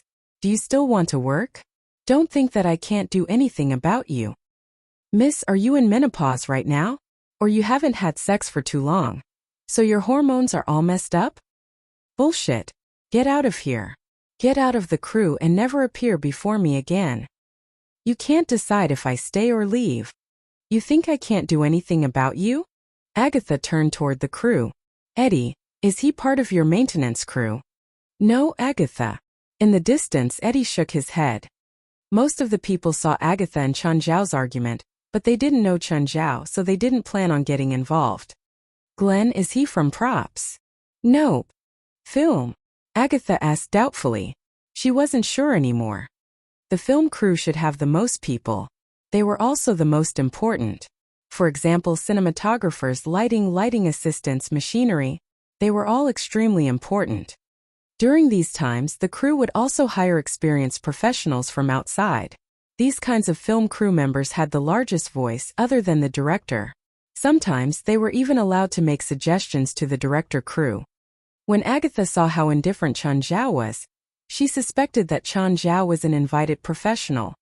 These people were usually freer outside of their own duties. Their professional abilities were able to determine the final quality of the film. I don't care who you are or what you do. This is Steven's crew, so we do things according to his rules. Don't you know that he hates people who are late the most? Finally, Agatha name-dropped Steven to intimidate Chun Zhao. Chapter 417. You need to apologize to my friend. Just then, Agatha heard Steven's voice. Hey, you're finally here. Agatha was clearly delighted. However, the next moment, she saw Chun Zhao walk up and hug Steven. Only friends would do that. They were definitely not a superior-subordinate pair. Old man, you've been playing too much recently. Chun Zhao patted Steven's back heavily. Stop that. Cough. Steven made a few coughs. What? He's not a crew member. He's Steven's friend. Bastard, he must have done it on purpose. He deliberately had a conflict with me. Fire almost spurted out from Agatha's eyes. The other crew members were glad that they were not involved, or else they would be the unlucky ones. Just then James appeared from somewhere. Behind him was a lady who looked quite pretty. Mr. Steven, Mr. Chun, hi. When Steven and Chun Zhao saw James, they knew at once what he had just done. Nevertheless, Steven was too busy to care about such things, while Chun Zhao was not in the position to speak. Agatha was more frustrated by the fact that James also knew Chun Zhao. She felt as if the entire crew had been deceiving her. Everyone was trying to harm her. Steven looked at Agatha. Agatha, you need to apologize to my friend. Mr. Steven, I. Agatha realized that she had hit a hard snag. However, she was extremely disgusted by Chun Zhao. You offended my friend. Steven stared at Agatha with a serious look. I wasn't wrong. Agatha shouted, mustering her courage. Then you're fired. Steven did not hesitate at all. Chun Zhao similarly showed no sympathy. Since the start, this irritating woman had been making trouble herself. Chun Zhao did not think that he should forgive her. Mr. Steven, I've followed you for 4 years. You're firing me just for an outsider? Correct. If you have any other questions, please talk to my lawyer. Steven pulled Chun Zhao away. He was not planning to have a long chat with Agatha. You'll regret this. Steven, you bastard tyrant. And you fucking dogs. I won't let you off. Oh. Steven looked at Chun Zhao. Chun, you just made me lose an assistant. You need to compensate me. What the fuck? You fired her yourself. I've been experiencing lumbago recently. You should restrain yourself, old man. No way, Steven rejected immediately. Is Amon here? Yes. The two went to the beach and saw a shipwreck in the sea, as well as someone swimming toward the shore. What's happening? Chen Zhao realized that the person was the captain who had sailed them earlier. He muttered a few lines to Stephen. Stephen widened his eyes. Is Amon that obedient? You can ask him to execute such a complicated command? Yup. I should change the script. I need to give him more shots. Stephen was unconcerned with the captain's tragic experience. In fact, he felt that the captain deserved it. Can you ask Amon to come out?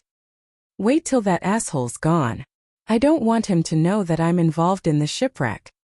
You're careful as ever. The captain swam to the shore and asked for help from the two. Stephen asked the crew members to give him a blanket. Nonetheless, they would only bring him back when they were ready to leave. The two went to the shallow water zone. Stephen asked, do we need to go a bit further? Isn't it too shallow here? Chen Zhao shook his head and clapped his hands. Immediately, waves surged toward them and a giant charged into the shallow water zone. As the thing approached them, more of its body was exposed above the sea. It was like a stranded submarine. Stephen stared at the enormous beast before him, dumbfounded. Too big. It was really too big. It was formidably huge. Amon's gigantic body was somehow realizing a suffocating aura. Can I touch him? Stephen asked in both fear and excitement. Amon's size had totally exceeded his imagination. It was such a great visual impact. It was not the kind of killer whale that Stephen was expecting. Amon was more like an ancient beast. Of course. Stephen took a few steps forward and the water reached his waist. He reached out toward Amon's body. Suddenly, Amon spouted a mouthful of water and Stephen fell into the sea. Rear. Amon made a weird sound, but it was obvious that he was pleased as he continuously slapped the water with his tail. Realizing that it was a prank, Stephen immediately turned his head. Chen, you asked Amon to do this, right? It must be you. Haha. You want to get up his back? He can take you for a ride on the sea. Can I? Of course. Stephen used all his might to get up Amon's back. Chen, aren't you coming? Nope. Amon, let him feel what it's like to be the king of the sea. Ah. Amon began to move his huge body, which was indeed tiring in the shallow water zone. When he returned to the deep zone, however, he sped up. At the beginning, Stephen was terrified, but he slowly forgot his fear and only excitement remained. He felt as if the entire sea was beneath his feet. It was a unique feeling that was hard to describe. It was as if he had regained youth. It was totally different from a ship or a speedboat. It was thrilling, intriguing, and beautiful. Roar! Stephen held onto Amon's dorsal fin. Suddenly, Amon leaped out of the sea and then back into it. Stephen saw a great white shark in Amon's mouth. It was an adult great white shark measuring 6 meters.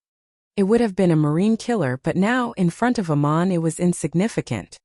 Stephen enjoyed himself for a full 10 minutes before Amon sent him back to shore. However, he was reluctant to leave. Stephen, you'll get another chance next time. When you start filming the movie, you can play all you want, as long as it won't affect your progress, Chen Zhao said. Fine, Stephen was just being slightly playful. I can't imagine how you managed to make him so obedient. He's smart. He's very big. You sure killer whales can reach this size? You're looking at him yourself, aren't you? Fine. Ethan, your STDs haven't healed yet, Li Qing said without feeling shame. Please don't go walking around. Ethan's face reddened. Okay, he would have no lustful events. This pretty girl definitely wouldn't get in bed with him anymore. What a pity. Miss, please follow me. Evangeline glanced at Li Qing and followed behind her. On the 3rd floor, Li Qing slowed down and tensed slightly. Evangeline smiled faintly. You seem scared of me, Chinese witch. What are you? Li Qing stopped and looked at Evangeline with furrowed brows. Yes. Evangeline suddenly grabbed Li Qing's neck. Li Qing reacted quickly too. She somehow had a red string in her hand. The string quickly wrapped around Evangeline's wrist. Then there was a sizzling sound. Evangeline immediately pulled her arm back. She saw that there was a deep red mark on her arm. Red string burns, 7 stars light up. Li Qing turned her finger. The string came back, wrapping around her finger. She pointed forward again. Kill all evil. Evangeline was pointed in the chest. There were suddenly countless screaming souls on her. Li Qing instantly felt dizzy and retreated hurriedly. But she couldn't block the screams. They were about to burst her eardrums. Guard the heart with the lights as guidance. As soon as Li Qing cleared her mind, Evangeline grabbed her chest. Ah! Li Qing cried out. She was sent flying into the wall. Evangeline was about to climb the wall when Ethan came up the stairs. Seeing the strange-looking Evangeline, he yelled, "What's that?" Bang! Evangeline's chest was shot through, a bloody hole opening up. Arg! Evangeline roared at Ethan. Scared, Ethan fired his gun subconsciously. This time he shot Evangeline's neck. Only half of her neck remained. She touched her neck and glared at Ethan. Ethan was about to piss his pants. What was this? She still wasn't dead. Oh. Chapter 419. You ain't going to die, stop saying your last words. Evangeline was about to leap at Ethan when she felt a sharp pain in her back. She scratched her back and grabbed a burning white crystal. Immediately, she flung the white crystal away. Anyway, it was all that Li Qing could do. Just then, Evangeline realized that a large portion of her hand was festering. She did not know what the white crystal was, but it was hurting her greatly and continuously. Damn! Turning around, Evangeline jumped out of the window and fled. Li, how are you? Ethan quickly charged up to check Li Qing's injury. What was that? I dunno. Barf. Li Qing could not help but spit out a mouthful of dirty blood. When Ethan saw the black blood, he carried Li Qing back into her room at once. For alarming black marks were branded on Li Qing's chest. Ethan was at a loss, having never experienced anything like this before. Suddenly Ethan thought of someone. Chin. Li, lie down first. I'll call Chun. Chun, there's a big problem. Come here now. And what time is it now? Don't tell me you've been arrested. I'm not going to bail you out. No, it's Li. She's hurt. Auntie Li. Chun Zhao was fully awakened. What happened? I don't know how to describe this. We met a monster. Are you being serious? Yes, absolutely. I'm not joking. I'm coming. Chun Zhao jumped up from the bed. Fei Lai could roughly feel Chun Zhao moving. Chun, what's happening? Ethan's sick. I need to go out. At this hour? Yes, you should go back to sleep. Chun Zhao did not want Fei Lai to worry for him. Chun Zhao drove the small truck and arrived at Ethan's motel in half an hour. Ethan, I'm here. Ethan ran down from upstairs. Chun, great. Quickly follow me. When Chun Zhao saw Li Qing's wound, he knew that it was abnormal. He immediately took out an angelic crystal and cleared the filth around the wound. Then, he removed the decaying flesh and sutured the wound. Mr. Chun, Li Qing eventually woke up. Auntie Li, what happened?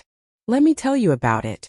An hour ago, a very beautiful woman entered the motel and asked for a room. Li brought her to the room, but somehow they started fighting. I heard the noises and went up.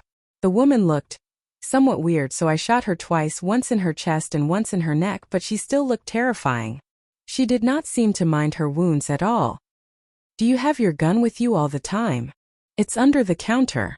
You know, I always stay open till very late, and there's always the possibility of emergencies.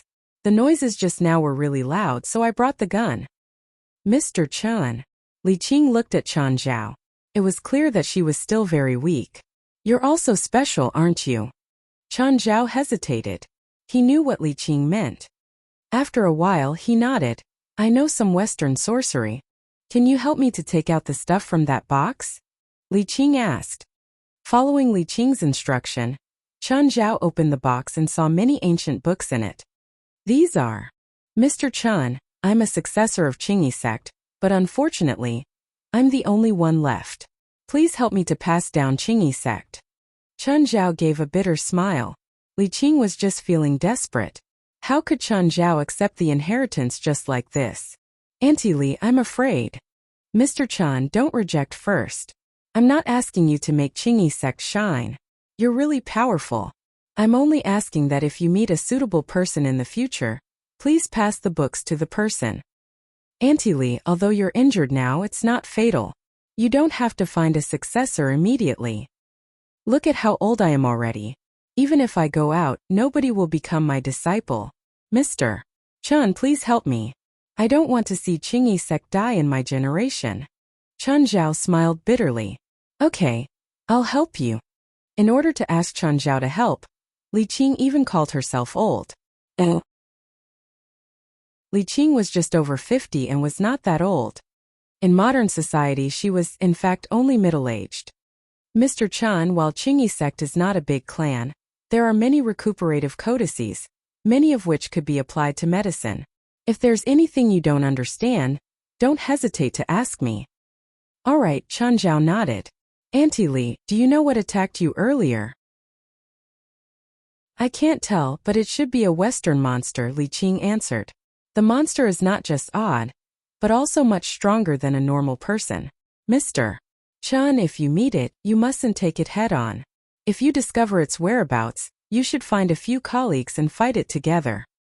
Got it. Chun Zhao nodded and took out another angelic crystal. Auntie Li, please take this. Mr. Chun, vitality stones are too precious. You've already given me one earlier, which I used to fight against the monster. If the monster is still outside, you might run into it one day. You should leave it for yourself. Auntie Li, I still have more. Just take it. Ignoring Li Qing's objection, Chun Zhao placed the angelic crystal beside her pillow. Then Chun Zhao left the room. When Ethan saw Chun Zhao carrying Li Qing's box, he asked curiously, Chun, why are you holding Li's things? She gave it to me. To you? Why not me? Did I not treat her well enough? These are all TCM books. Do you want to take a look? Oh, forget it. Chun, do you know what happened? Nope, but you need to take good care of her for a few days. Call me if there's a problem. What if we encounter that monster again? Prepare 2 more bullets.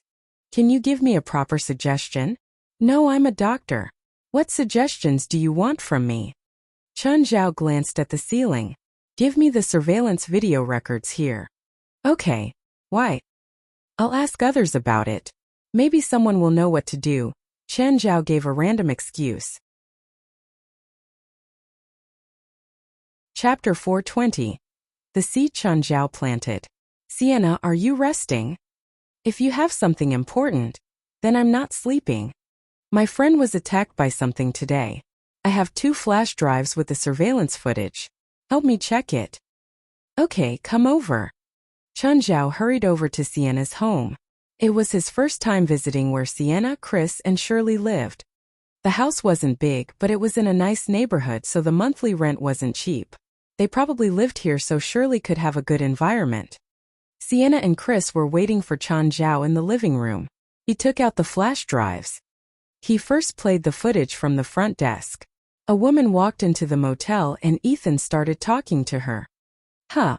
Sienna uttered in surprise. What, you know her? She can't be alive still. This is impossible. Why? Her name is Evangeline, a powerful witch. 20 years ago, she and my teacher and a dozen other witches went to fight a ghost ship. She never came back. What if she didn't take part in the mission? She definitely did. When I brought my teacher there back then, I saw her on the ship already. Chun Zhao played the second video. It was the footage from the 3rd floor. Chun Zhao also saw the entire process of Li Qing fighting Evangeline. He saw Li Qing use Eastern spells on Evangeline. Then semi-transparent apparitions appeared on Evangeline's body, and her body was distorted. Ah! Sienna cried out. I got it. What's going on? Evangeline is a death-speaking witch or a death speaker. She's skilled in soul magic. When she fights, she can make her soul separate from her physical body and fight as a soul. It's possible that during the ghost ship battle, she hit her body first and then participated in the battle. However, the mission failed in the end. Her soul was trapped in the ghost ship.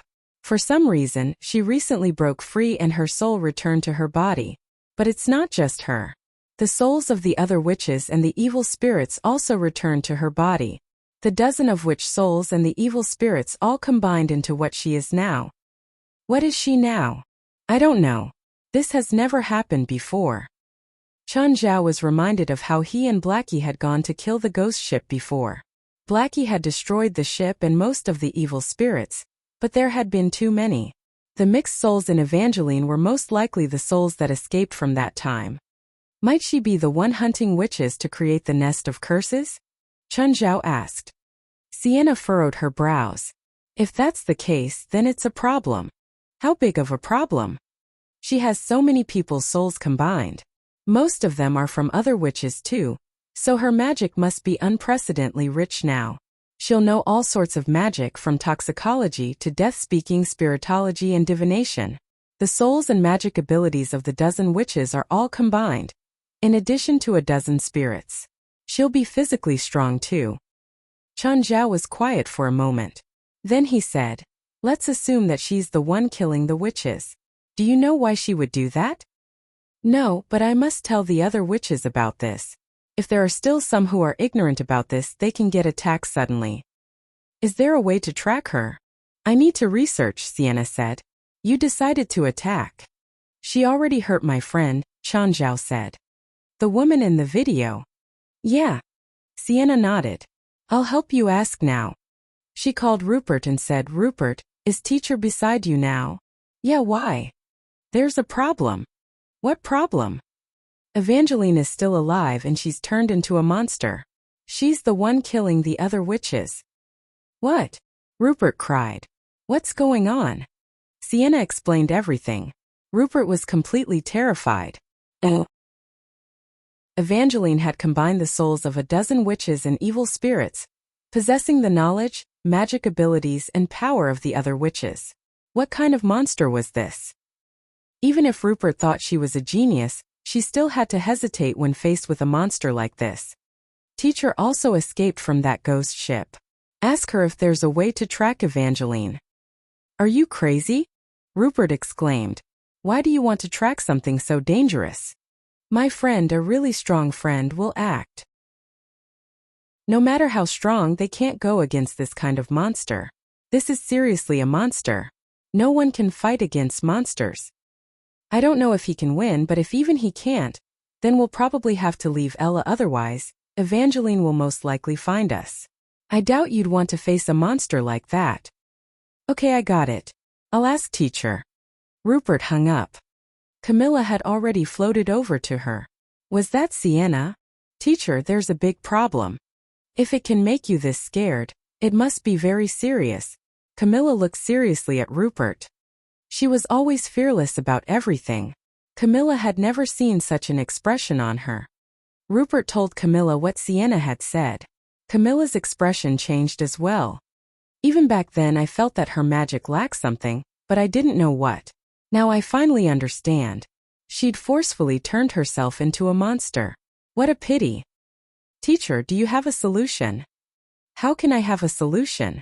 Evangeline has already become an irreversible monster.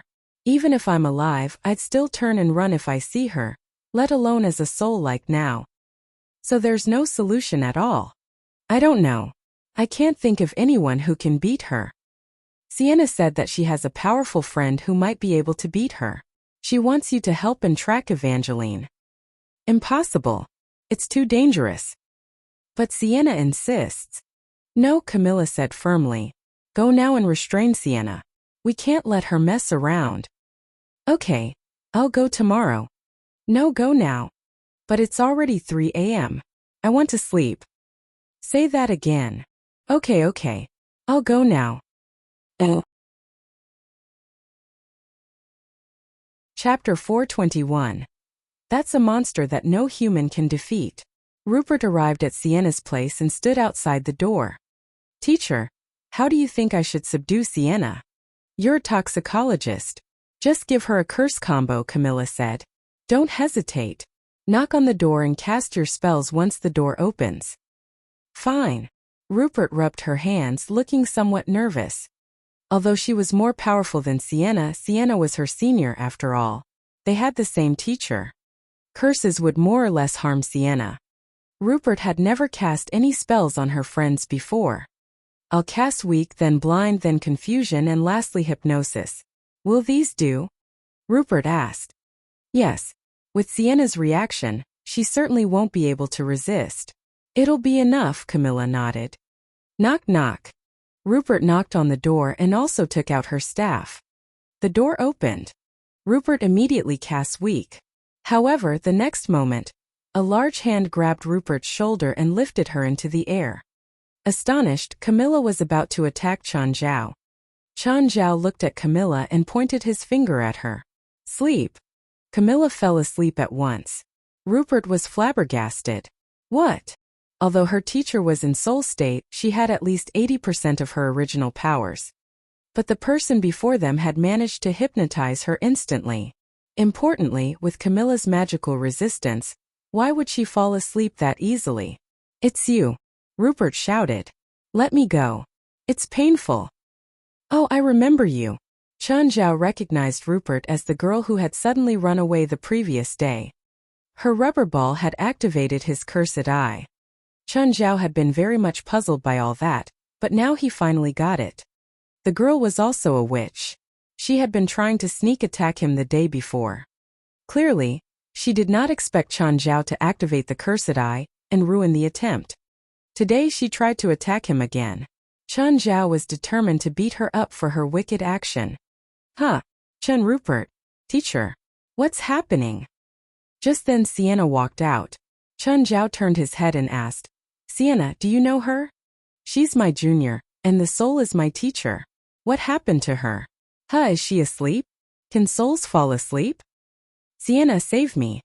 He's going to kill me. Rupert grasped at straws at once. Just as Chen Zhao put Rupert back onto the floor, she took a few steps back and was about to attack him again. Chen Zhao's cursed eye, as well as the mouth of Glutton, opened. Stop. Rupert, what's wrong? Why are you attacking my friend? He's your friend. What do you think? Rupert moved her eyes in thought. Brother, I'm sorry. It's my mistake. Are you thinking about admitting defeat first and then attacking me? Chen Zhao would not believe Rupert easily. No, of course not. I would like to make a deal with you. What? Someone wants me to attack you. The person will pay me a lot for that. You pretend that you're defeated by me. When I receive the money, we'll split it. And how much is that? 120,000, Rupert replied. Wait. I'm in. Sienna was energized when she heard the amount. Aren't you going to ask for my opinions first? Chen, I really need some money now. You won't reject my request, will you? Sienna emphasized greatly on the word request, as she stared at Chen Zhao with watery eyes. Who wants you to attack me? Chen Zhao asked. Someone called Pierce South. Rupert betrayed Pierce without hesitation. Chen Zhao's face darkened straight away. Do you know where he is? No. If you can find him for me, I'll give you 50,000. You won't need me to pretend to be defeated by you. Chen Zhao really hated Pierce.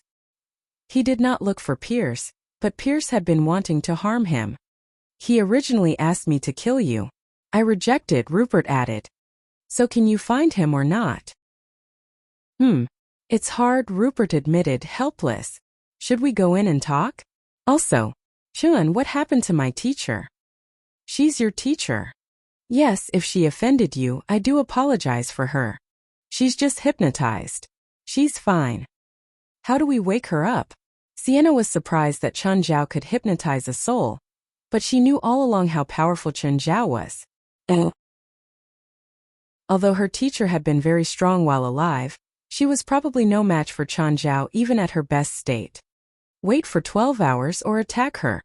While Chen Zhao could make a person or soul fall asleep, they would still have their instincts. Receiving damage would cause them to wake up. Sienna cast a small spell and Camilla was immediately awakened in shock. Rupert, Sienna, run. Teacher, Chen's my friend. Your friend? Yes, my friend. Camilla stared at Chen Zhao in doubt. What did you cast on me just now? Why was I hypnotized? Banshee's charm. Camilla's expression changed. You know Banshee's charm? Yes. Teacher, what's Banshee's charm? We've never heard of it before. Rupert and Sienna both asked out of curiosity. All sleeping spells developed from Banshee's charm. Camilla looked at Chen Zhao. Nobody could cast Banshee's charm. That's why people were forced to change it into the different weaker versions today. Rupert and Sienna also stared at Chen Zhao with a different look. Chen Zhao shrugged. Camilla looked at Sienna. Is he the one whom you said is going to fight Evangeline? Yup. Chen's really powerful, Sienna answered. Indeed, but I'm unsure if he can defeat Evangeline, Camilla said. That's a monster created from the souls of more than 10 witches and other evil spirits. A monster new to the world. She has not only potent spells, but also extraordinary strength. I'm quite confident about the strength part, Chen Zhao said. If she's merely a dozen times stronger than a normal person, I should be able to deal with her. No way. No human can possess such great strength. Chapter 422. Your curse is tasty. I don't have to prove it to you. I only need you to find that monster for me. You really want to fight that monster? Camilla asked. I can help you find her, but you have to promise that Sienna and Rupert won't get involved or be in danger. I don't need their help, Chen Zhao said. Teacher, can you really find Evangeline? Sienna asked, surprised. I'm familiar enough with her. We were once friends. Can we do it now? Camilla shook her head. She's hurt. She won't appear so easily. Then fine. Notify me whenever you think you can find her. Chen Zhao glanced at Rupert. What about you, little girl? When can you find Pierce South? Don't call me little girl, or else I'm gonna curse you. Rupert exploded. I'll tell you when I find him. Chen Zhao patted her head and turned around with a smile. Suddenly he felt his body turn heavy. The mouth of gluttony opened and sucked Chen Zhao's body. He instantly recovered. Turning to Rupert, he said, You just tossed weak at me? What, you're going to attack me? Rupert looked guardedly at him. She was actually nervous that Chen Zhao would attack her. No, toss me some more curses. I think your spell was quite tasty. Chen Zhao wasn't lying. Rupert's curse was indeed tasty. At least, it was tastier than swallowing the disasters and nest of curses. The only flaw was that it wasn't as powerful. Everyone's magic tasted differently to the mouth of gluttony. Different people would have different flavors. The mouth of gluttony was clearly interested in Rupert's curse.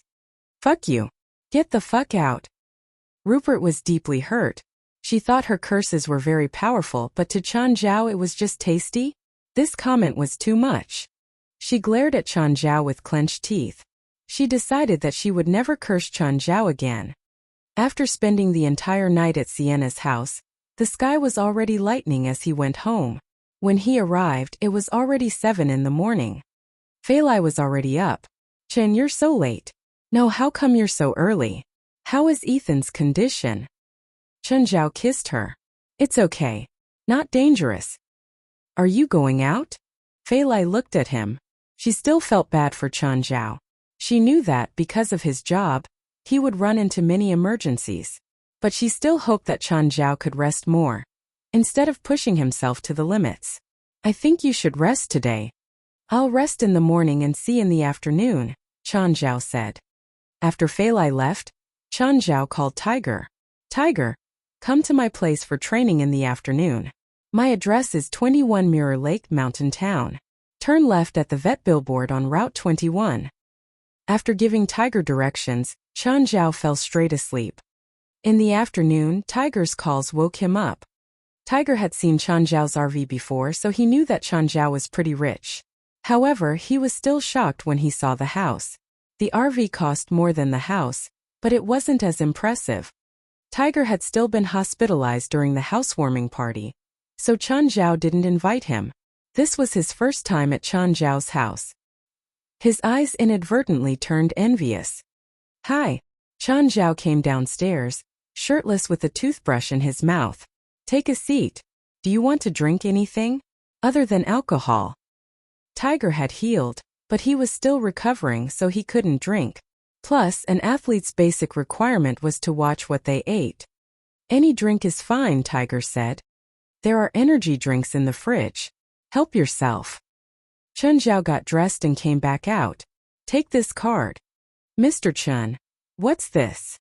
From now on, I'll send $20,000 into your card every month. Why? I said before that I'll invest in you. This $20,000 is my investment. I'll send it until you can make money by yourself. How much did an athlete need every month? Even just looking at food, Rufford's basic nutrition meals cost at least $200 per day. As a heavyweight athlete, Tiger couldn't afford his meals at all. Even regular food was stressful for his family. Chen Zhao knew that Tiger accepted some illegal gigs. After all, it wasn't a big secret. This is the money for your food and training. I'll also introduce you to a professional trainer. They're obviously really skilled. I learned my techniques from them. Can you imagine that they beat me up before? Mr. Chen, stop joking. No one can beat you up. I'm not lying. I was once beaten up badly by that trainer. I wanted to learn boxing to take revenge, but then they ended up as my trainer. Tiger was shocked. Did you get revenge? We became friends. Tiger didn't expect this story.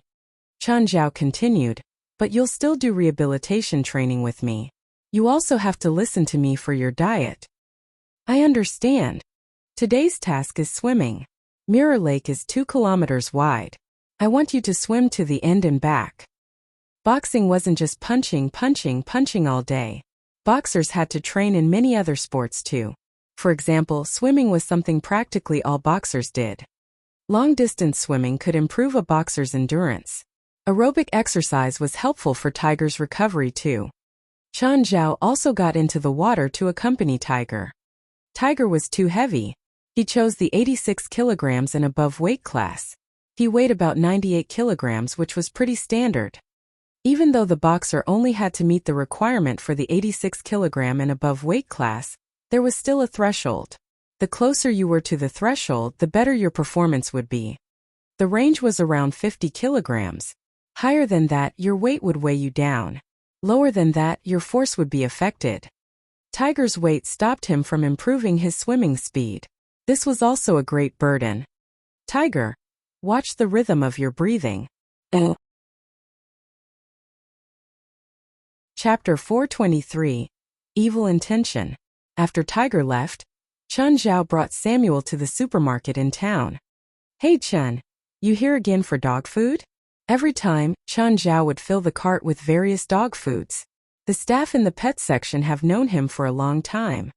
Chen Zhao's pets would often appear in town, and many people also knew where his house was. After all, if they went to Mirror Lake, it was impossible to miss such a huge house. Mirror Lake was now private property, but Chen Zhao did not forbid people from entering. Those who were not invited or his friends could still play near the lake, as long as they did not enter the villa zone. Yeah. Every time the manager will praise me because the products here are sold extremely fast. He probably doesn't know that you buy most of them. Actually, have you been eating dog food yourself? The employee teased. Fuck, Chen Zhao said. If you want to try them, I'll treat you for a year. Meow. Human, become my servant. You shall enjoy my kindness. Chen, does your cat like me? He shouts at me every time. Yes. Chen Zhao grabbed Samuel's neck and lifted him into the air. He does that to everyone. As Chen Zhao left the checkout counter with a large number of items, he did not notice 2 pairs of eyes staring at him. That Chinese looks rich. I heard he owns a huge villa near Mirror Lake. Marion and Trigley were gangsters in town and frequent visitors to the police station. Nevertheless, they had never been kept for more than 2 days. Such gangsters could be found in almost every town, and they would never reduce in number. Human society was really weird. It always seemed to be full of special characters, both good and bad. I heard Chinese are really timid, Marion said. Trigley's eyes glittered. They were strapped for cash again. To them, as long as they could get money, they would do anything. Go. The same method, Trigley said. Experienced, Marion walked up and collided with Chen Zhao's cart. Ah, Marion screamed. Before Chen Zhao could react, he knocked Marion onto the floor and pushed the cart onto Marion's body. Chen Zhao quickly pulled the cart back. With 20 packs of dog food in it, the cart was quite heavy. It was obvious that the person had deliberately run into his cart. Chen Zhao was not that easy to deceive. As he pulled the cart back, Marion screamed again. What have you done? Trigly charged forward and pushed Chen Zhao. I need a doctor. I need a doctor. Looking at Marion's realistic wailing, Trigly thought that Marion's acting had improved greatly. He had no idea that Marion was really in pain. Marion was not only hit by the cart but also literally run over. Kid, how do you think we should settle this? Trigly seized Chen Zhao's collar. What do you want? Chen Zhao asked back. Compensation. My buddy's injured by you, so you either pay us or we'll sue you till you're bankrupt. Trigly shouted angrily. How much do you want? 100,000. Trigly shouted. Chen Zhao grabbed a pack of dog food and flung it at Trigly's head. He did not dare to use his fist. With his current strength, he was unsure if he would kill Trigly in one punch. How much do you want again? Didn't hear you properly. You dare to hit me? Do you want to be sent back? Trigly roared. If I call the police now and tell them that you tried to extort 100,000 from me, who do you think the police will believe? I think it's enough for you to stay in jail for 3 years. Chen Zhao smiled gently. Trigly and Marion were awake at once and even stopped yelping. The police could not do much to them for small crimes. They would at most be detained for a few days before being freed. As professional gangsters, they knew that there was a line they must not cross. An example was stealing over $1,000, which would lead to a criminal proceeding. However, because Chen Zhao was a Chinese, they asked for 100,000 in their hot-headedness. Of course, they knew that there was no way they would get that amount. They thought that they would obtain at most $1,000 or $2,000. Clearly, they did not expect Chen Zhao to threaten them instead. Just you wait. Trigly helped Marion up from the floor and they ran away. Chen Zhao did not even bother to stop them. They were not the only gangsters in town. It was also not the first time such a thing had happened. The residents of Mountain Town were quite brave. While there were many onlookers, nobody called the police. To them, it was only a small conflict. They were glad that Chen Zhao had taught the two gangsters a lesson. Whistling, Chen Zhao returned to his truck only to find one wheel missing and the windows were broken. The culprits were obvious. Chen Zhao roared at once, "Don't let me catch you, or I'll break your limbs." Gritting his teeth, Chen Zhao called for his truck to be towed to a repair shop. Towing cost $200, while the repair would also cost $200 or $300. Although it was not a big amount, Chen Zhao was very displeased. Oh, Trigly, didn't you say that Chinese are timid? Why did that asshole resist? Marion complained. How would I know? I can't just leave like this. What else do you want? We've already broken his truck, Trigly said. That Chinese has such a nice house. There must be many valuable items inside. Let's go there at night. We might just be lucky. What if he sees us? Bring our knives. If we're really discovered, gloom flashed across Marion's face. We'll stab him. Seriously? If we're found, we'll be doomed, Trigly said reluctantly. But if we find anything valuable, we'll be rich. Marion licked his lips. Are you in or not? Yes. But if we're seen, we should run away if we can. We don't have to kill. Trigly was still hesitant. After all, he had only committed small crimes in the past. He was used to being arrested into a police station. Nonetheless, he really did not want to end up in jail. If he killed someone, his life would be over. Chapter 424. Amazing Adventures of Trigly and Marion. At night, Trigly and Marion snuck to the other end of Mirror Lake. Marion, when will we go in? What's the hurry? Don't you see the lights are still on? You want to go in now and get killed? Then how long do we have to wait for? Shut up. Just wait until they turn off the lights. It's only 8 p.m. Trigly said a bit unwillingly. I think they'll need at least 2 or 3 hours. I'd rather go to a bar and get girls. I won't stop you if you want to quit, Marion said. But don't think about splitting the profits when I get rich. Fine, I'll listen to you. Trigly acquiesced in the end. Trigly and Marion bore the mosquitoes and bugs until 11 p.m. The lights in the house finally dimmed. We can go now. Trigly and Marion went around Mirror Lake. But before they could get close, A huge bear suddenly appeared before their eyes. Roar! They practically pissed their pants. This bear was too big, too terrifying. They turned to run, but then a black wolf appeared behind them. The black wolf stared at them with green eyes. When it opened its maw, the two saw glistening white fangs. Completely freaked out, Trigley and Marion jumped into the lake. They just hoped that the huge bear and wolf wouldn't get into the water. But before they started swimming, a wave came. There was something in the water. They both realized this problem. In the direction of the ripples, there was a knife-like thing standing up in the water. Using the moonlight, they could vaguely see something over the water. The thing underwater was definitely not small. Escape was what they were both thinking. But they couldn't swim toward the water beast or go on land. They could only swim toward the house. Thankfully, the water beast pursuing them wasn't very fast. The two used all their might. They felt like they could break a world record. Finally, they reached land, but then they saw a fiery red lizard crawl toward the water. The lizard was huge. It was definitely big enough to eat them. Plus, lizards could swim. So the two jumped back into the water as soon as they got on land. Lizards can't go underwater. Let's go to the bottom of the lake. But there's a bigger one underwater. It doesn't look too deep here. That big guy probably can't get close. Are you sure? No? But if we stay here, that lizard will discover us.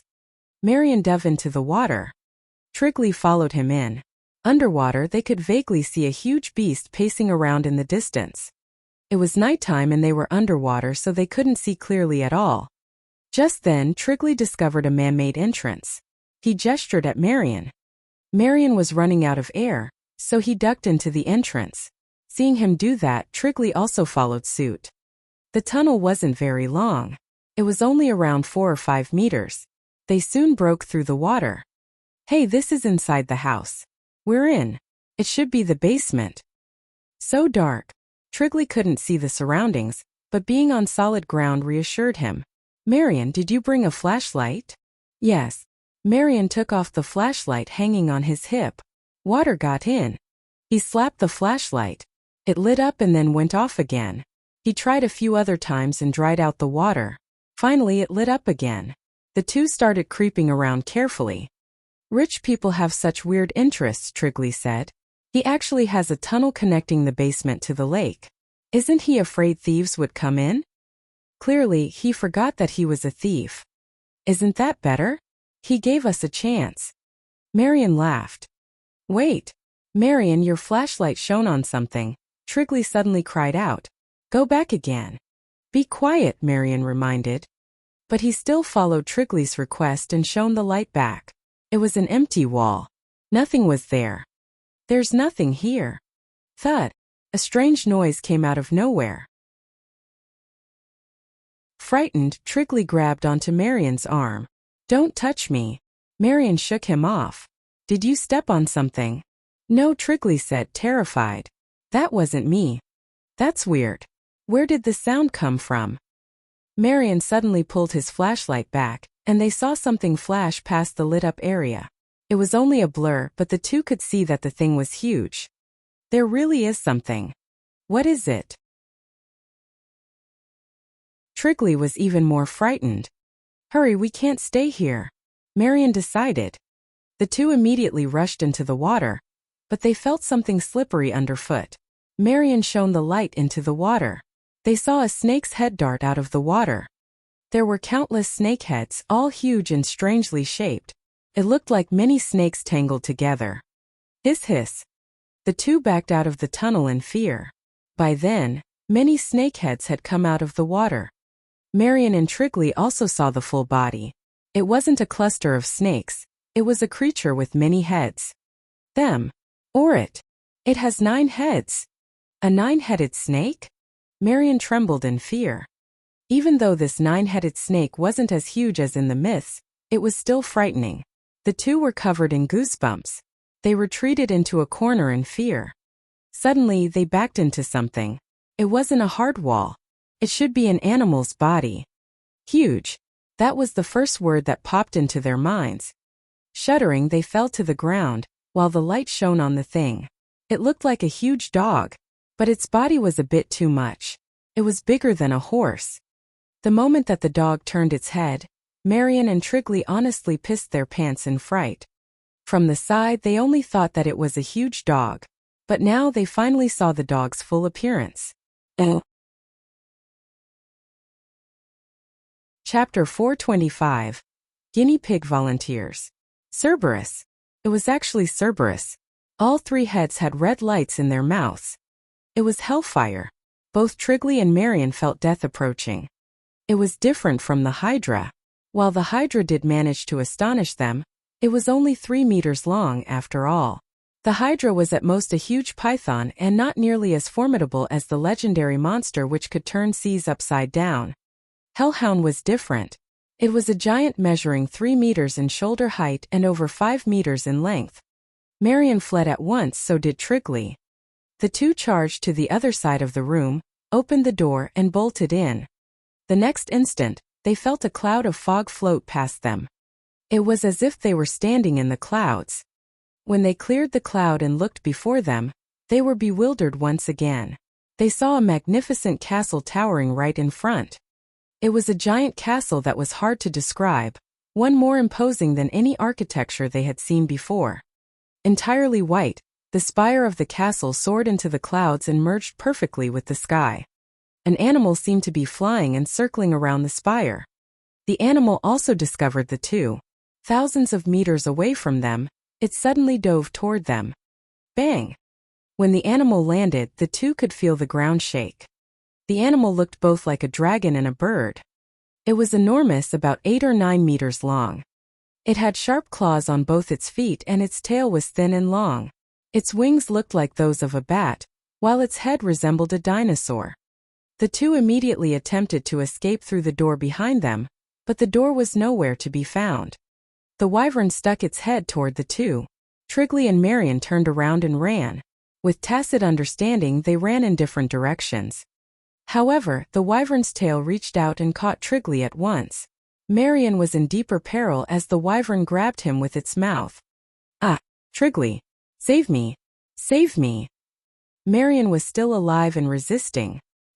He drew his gun and fired at the wyvern's mouth. In pain, the wyvern threw Marion onto the ground. However, Marion could no longer stand. His entire body was covered in blood. He could only crawl with his hands. The wyvern smacked Marion with its paw. Ah! Oh! Ha! Blackie was alarmed. He felt death. Someone was about to die here. Was it Chan Zhao? Blackie quickly left the castle and floated toward the place of death. It was not Chan Zhao.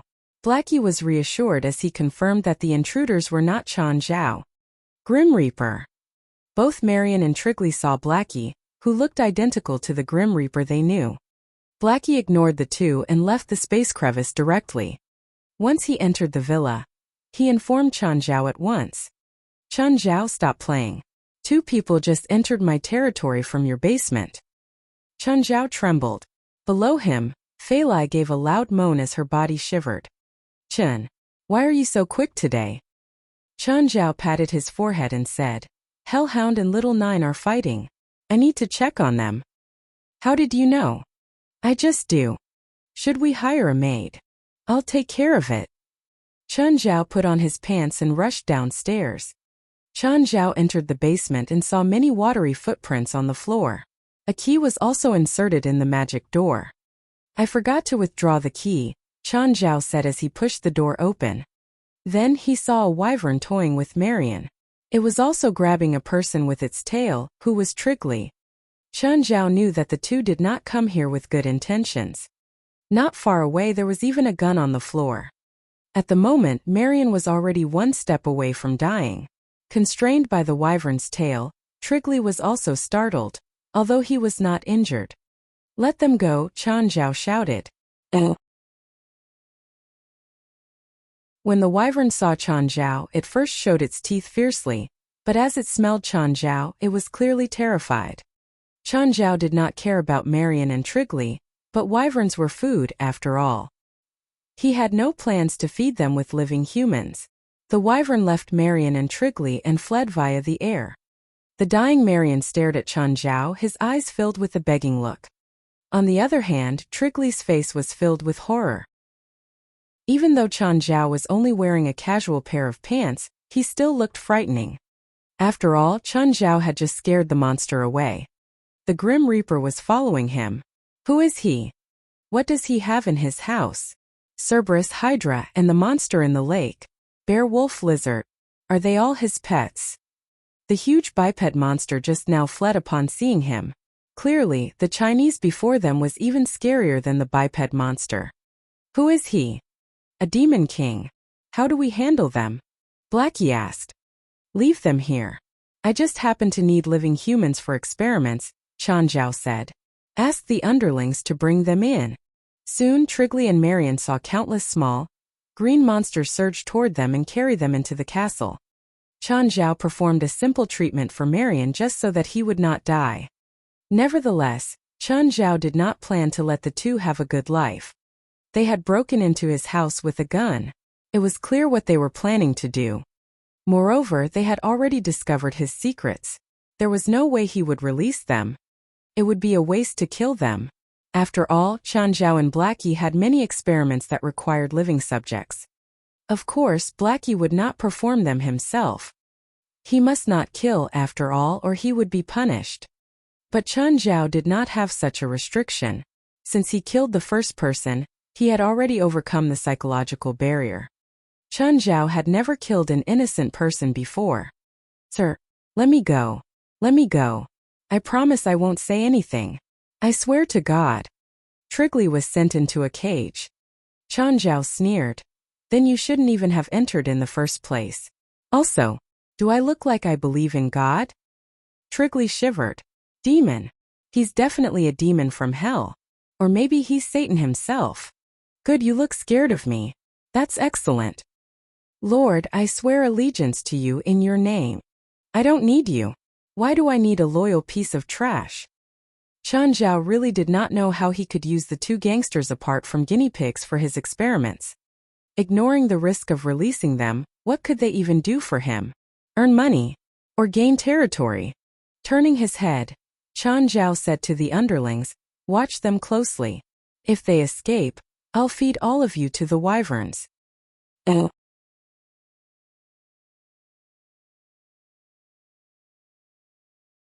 Chapter 426.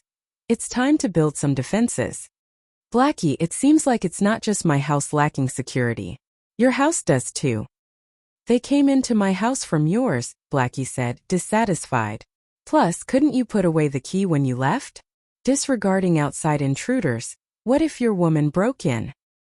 Oh yeah, what if Fei Lai came in accidentally and neither of us were here? Chen Zhao immediately realized this was a problem.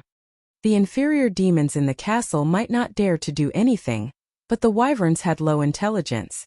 They might not know that this was the female master. Have Samuel make a badge that carries his aura. This can scare the wyverns. Chen Zhao nodded. This was the only solution. Oh, help me train some inferior demons, Chen Zhao said. Choose some smarter ones so I can bring them out. The house was so big, but only Chen Zhao and Fei Lai lived there. They had the AI system for help, but it was tiring to clean such a big house. Even Chen Zhao found it tiring, let alone Fei Lai. Cleaning up after the big and small pets was also annoying. Thus, Chen Zhao felt it necessary to have Fei Lai meet some inferior demons. Fei Lai wanted maids, but there were too many secrets in the house. It wasn't suitable for outsiders to know.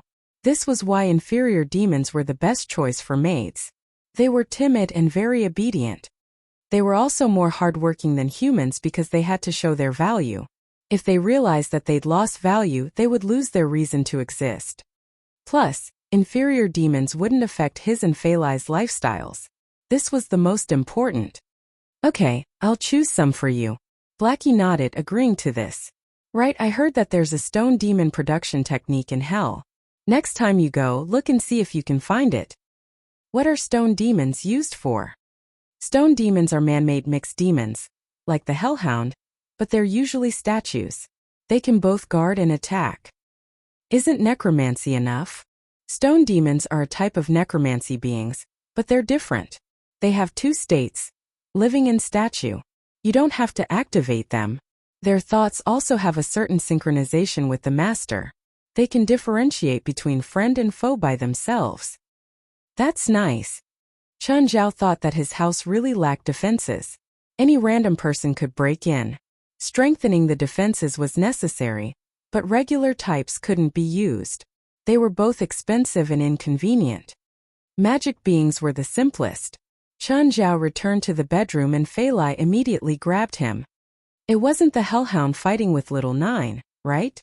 Fei Lai rubbed against him. Still not sleeping? Chen Zhao kissed her softly. The dogs are so friendly with little Nine and always follow each other around. How can they fight? Oh, it's no big deal. Chen Zhao rested Fei Lai against his chest. I found some servants for our house. Some? Our house is big, but we don't need more than one, right? Special servants, Chen Zhao said. How special? They're not human. Oh, where are they now? Still in training. I don't want to teach them what to do after they get here. They have to know what to do beforehand and get to work immediately. What are these things you speak of? A special breed. They're a type of supernatural beings. They're really small and timid, and live to please their masters. Like earth elves in books. They're much more obedient. Fei Lai grew even more curious. When can they get here? It depends on their training. How big are they? A bit bigger than Beelzebub, but not more than 1 meter tall. After Fei Lai started dating Chen Zhao, she kept discovering new and unimaginable things. Chen Zhao's mysteriousness deeply attracted her. Oh, as they entered March, the days started getting warmer. Borsel's weather was always quite stable. It never got very cold or hot. Most of the time, the temperature was below 20 degrees Celsius. Tiger, come over. I'll take you to the trainer today. A while later, Tiger hurried over. He'd been nervous since Chen Zhao told him yesterday that he would recommend him to a trainer who'd beaten Chen Zhao up before. In the car, Tiger kept asking Mr. Chen, what should I say after I meet the trainer? Don't worry. She's not going to eat you. That's not for sure, Tiger thought. What kind of monster could defeat Chen Zhao? After Chen Zhao and Tiger reached the gym parking lot, he saw a car that looked familiar. Wasn't that his Ford SUV? But it seemed to be repaired. Let's go up. Chen Zhao brought Tiger upstairs. Tiger grew even more nervous. After they got to the fitness center, the older members went to greet Chen Zhao. Chen Zhao pushed open Gaia's office door. Hi, Gaia. Tiger froze when he saw Gaia. How come it was a woman? But seeing Gaia's body, he didn't dare to overlook her anymore. Gaia was probably in the same weight class as him. Who's that? Gaia asked. Someone with potential, Chen Zhao said. I want to invest in him. Boxing. Yes. No way, Gaia said. He looks like he has the same personality as you. All soft, not suitable for boxing. Don't be like that. Chen Zhao looked helpless. Can you not kill my ego in front of my student? It's for his own good, Gaia said. I won't stop him if he has a monster's body like you. I'll take care of his body, Chen Zhao said. Just help me train him in technique. Zanla Douglas broke his arms before and he just got his confidence back. Are you going to destroy a young man's spirit like this? I heard Zanla's manager announce that he's quitting, Gaia said. Does this have anything to do with you? I broke his arms too. Gaia touched her chin. What do I get from this? You'll get what an athlete's coach gets. Trust me, he has more potential than you think. Gaia thought for a long while. You're sure he can perform well in professional boxing? Yes, I promise. Fine, I can train him for free, but if he doesn't get anything within 2 years, you'll have to pay me $500,000. How about that? Okay, Chen Zhao answered easily. I haven't fought in a long time. How about we do a round? Oh.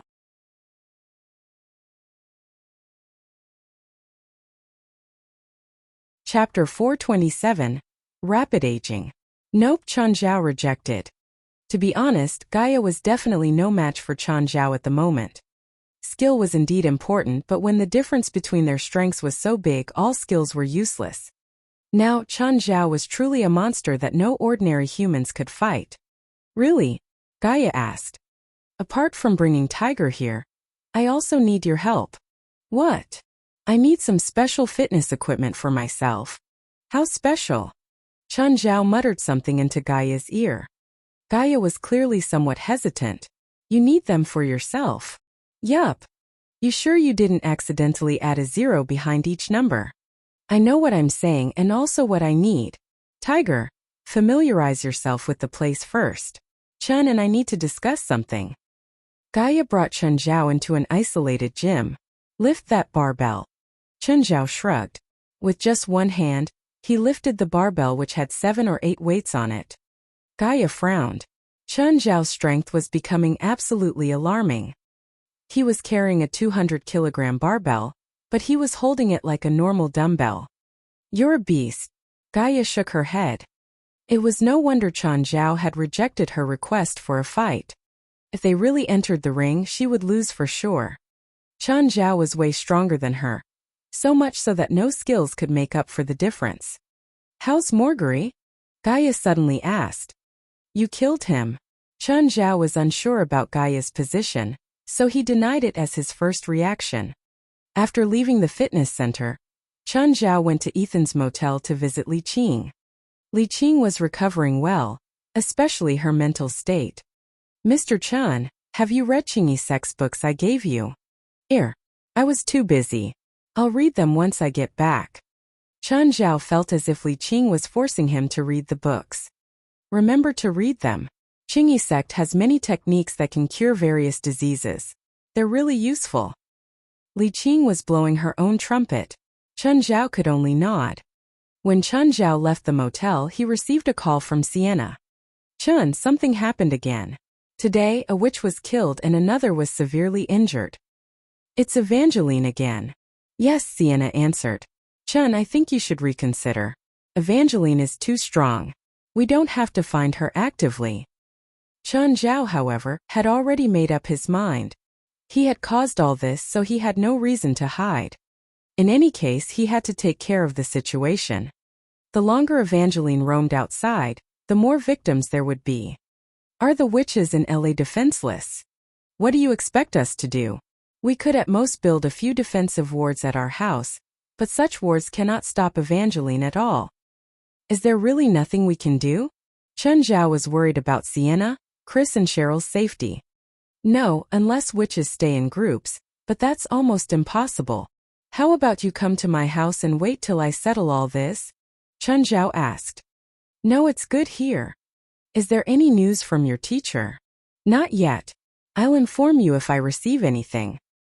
Oh, Mr. Stephen, you look very tired the past 2 days. Do you really not need some rest? James stood before Stephen. I don't feel anything different. How's the construction of the filming location? Stephen asked. 80% complete. It's estimated we can start filming in the next 2 days. Also, I need a new assistant. Release the news for me, Stephen added. Now follow me to check out the location together. Stephen rubbed his forehead. Indeed, he had been feeling weak recently. However, in both visits to the hospital, he was told that his body was entirely normal. After walking for a while, Stephen was already feeling tired. His strength had significantly decreased. Just a few weeks ago, he could play with 2 women all night without feeling this tired. But now walking a few steps would exhaust him. It felt very uncomfortable. Stephen slowed down with cold sweat running down his forehead. Realizing Stephen's status, James quickly walked up and supported him. Right, go away. I'm not so old that I need someone to carry me. Stephen tried his best to focus and check the location, after which he rushed home to rest. However, he was soon awakened by a call. Hey James, what is it? Nobody would enjoy being disturbed from sleep. Mr. Stephen, I've already sent out the announcement. When will you be free to interview the applicants? Stephen's name was really useless. With just once announcement, there were already hundreds of applicants. After James did some preliminary selection, there were about 10 people left. Tomorrow morning. I'm hanging up. Yes. I'm sorry to disturb your rest. After Stephen hung up, he wanted to sleep again, but he just could not fall asleep. As he got up, he felt weakness running through his body. He had a hard time getting himself up the bed. However, when he saw himself in the mirror, his expression changed. His hair, which had been half brown, was all white now. At the same time, there were countless wrinkles on his face. Stephen felt as if he had aged for 10 years all of a sudden. He kept rubbing his eyes, unable to believe in the reality. Ignoring his aching body, he rushed to the hospital for an examination. Waiting for the report was a very painful process. Stephen waited for 3 hours and his state deteriorated. "Mr. Stephen, we detected your cells splitting rapidly. This is a very bad sign." A doctor gave the medical report to Stephen. "What do you mean?" Stephen asked, confused. "You might have one of the progeroid syndromes. Can you be more direct?" "You're aging at a rate which is dozens of times quicker than normal," the doctor said. Boom. Stephen could feel his head go blank. Aging dozens of times quicker. Is there a treatment? No. Currently there is no cure. It cannot even be slowed. What should I do then? Stephen asked. I'm really sorry, but there is not much I can tell you. Please keep optimistic.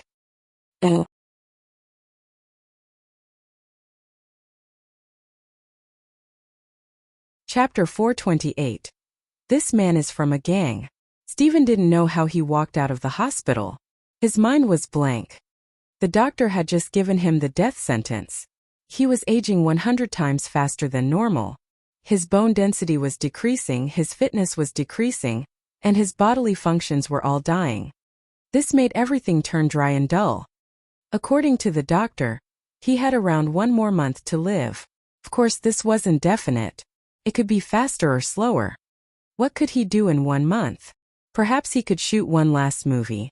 Stephen took a deep sigh and suddenly gathered his spirits. Yes, even if he was dying, he had to finish this movie. At least he couldn't ruin things for Rasva. He was the one who was managing the movie. PLM was the main investor. Next day, James was surprised to see Stephen become spirited. Stephen, how are you feeling? Not bad. Are the applicants for the assistant position here? Yes, they're outside the site. Should I call them in? First, get rid of the men. What? I want a female assistant, not a male assistant, understand? All right. James felt helpless. Stephen was still so authoritative. A while later, James led a handful of women to the door. Go in one by one. You first, James said to an Asian girl. Knock knock. Come in, Stephen called. When he saw that the first girl was Asian, he was shocked. Yu Wenhui was used to Stephen's reaction. After all, this was a white society. People of color were always overlooked or even discriminated against. Asians especially were discriminated against in all aspects. She just came to try her luck. She didn't think she could actually become a famous director's assistant. Introduce yourself, Stephen said. My name is Wenhui Yu. I'm a senior in financial management at UCLA, 22 years old. Half a year ago, I worked in a top 500 company. My resume includes recommendations from that company. Stephen flipped through her materials. You're Chinese, right? Yes. Your name should actually be Yu Wenhui, right? Yes. She didn't expect that Stephen would care about how her name was pronounced. Is there anywhere fun in China? There are many fun places. If you have the chance to go to China, I can take you around regardless if I get the job. Regardless if I have the chance to go to China, you got the job, Stephen said, smiling. Huh. Yu Wenhui froze, gaping at Stephen. She was Chinese. Regardless of how her resume and material were, there were still many other candidates. Why did Stephen decide without looking at the other choices? Yu Wenhui knew that she was pretty, but she probably only suited Eastern beauty standards. Westerners probably didn't like her looks. After all, she'd studied abroad here for 3 years. She was quite familiar with Western beauty standards. Sometimes, one of her dorm mates would even say that she definitely didn't have a boyfriend because she was so ugly. And what could Yu Wenhui do other than roll her eyes? But Stephen actually liked an ugly girl like her. She couldn't understand what this famous director was thinking. Of course, she was very excited to get this job. I hope you can come to work tomorrow. I also hope you won't make any excuses for being late. The last assistant I fired was because she was late. Yes, I understand, Mr. Stephen. Okay. Stephen waved his hand. Go call James in. It's that asshole that brought you here. A moment later, James came in and Stephen said, James, go prepare a contract for that lady. Don't tell me it's not part of your responsibilities. I don't want to hear it. What could James say? He could only bow his head and act as Stephen's temporary assistant. Oh. When Yu Wenhui returned to school, she suddenly heard a whistle. She turned around in shock and discovered it was the football team. They seemed to have just ended practice. The big guy who just catcalled her was captain of the football team, McAllen. Hey, Chinese girl. Have time to eat together. Sorry, I'm busy. Yu Wenhui frowned. She didn't like McAllen. Plus, she remembered that he seemed to have a relationship with another dorm mate of hers. She didn't want to ruin her friendship like this, so she turned to leave. But McAllen put his hand on the wall. He was muscular and a round one, 9 meters tall. Standing before him, Yu Wenhui was too tiny. Chinese girl, don't reject me so quickly. I promise you'll fall for me. Sorry, I'm not interested. Please move. How about I'll move if you kiss me? Move. Yu Wenhui glared at him. You're pretty when you're angry. Haha. Chinese girl, McAllen likes you. You're so lucky. The other football players watched the drama from the side. Let's go. Don't be so shy. McAllen grabbed Yu Wenhui's arm shamelessly. McAllen, do you want to get expelled for harassing girls? Yu Wenhui shook his hand away. McAllen's expression froze. He didn't keep moving. He really didn't have the courage. I was just joking, he explained. With that, he took 2 steps back, but he didn't look behind. He backed into something and immediately yelled out, Are you blind? But he was met with a pair of cold eyes. McAllen shuddered. He ran into none other than Chun Zhao. Oof! McAllen was punched in the stomach. He fell to his knees. Chun Zhao grabbed McAllen's collar and looked around. What you looking at? Wanna die? Get the fuck away. All the other football players lowered their heads and fled. Yu Wenhui turned to leave too. Who was that Asian? Was he from a gang? How come he dared to beat up a student at UCLA?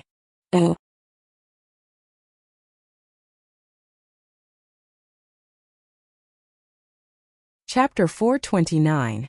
Yu Wenhui's Imagination. Yu Wenhui could hear McAllen's screams and cries from the path. She had not walked far. When the voices stopped, she peeked at the path. She saw McAllen lying on the ground, while the Asian was already gone. The members of the rugby team quickly pulled McAllen away. Yu Wenhui was more certain that the Asian must be from an illegal gang. But was UCLA not known for its safety? Why would a gang member dare to beat someone up in the college? Oh, Chin, I could hear McAllen's screams from one building away. Don't tell me you weren't involved. Right widened her eyes at Chun Zhao, but she was making coffee for him. Right, I was protecting the college's reputation. I saw that asshole harassing a girl, Chun Zhao said. If this happens again, I'll do the same. What an asshole. I'll forgive you this time. Right placed the cup of coffee before Chun Zhao. Anyhow, you're a lecturer here. You should come here more often, even if you're just here to teach those bastard students a lesson. Why not I become a security guard instead?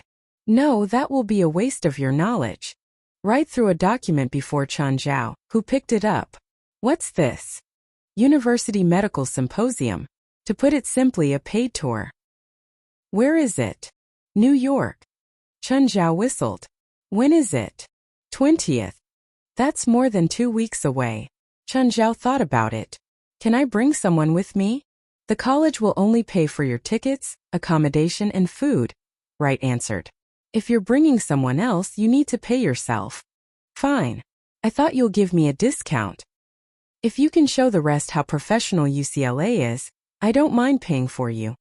I would rather keep a low profile. Chun Zhao smiled. He was only interested in the paid tour. As for the rest, he was completely unenthusiastic. By the way, Mr. Hill Nans will go with you. Bang. Chun Zhao shrugged. What's happening next door? It's so noisy. Decoration. I plan to expand my office by combining the adjacent room, Wright said. Isn't your office big enough?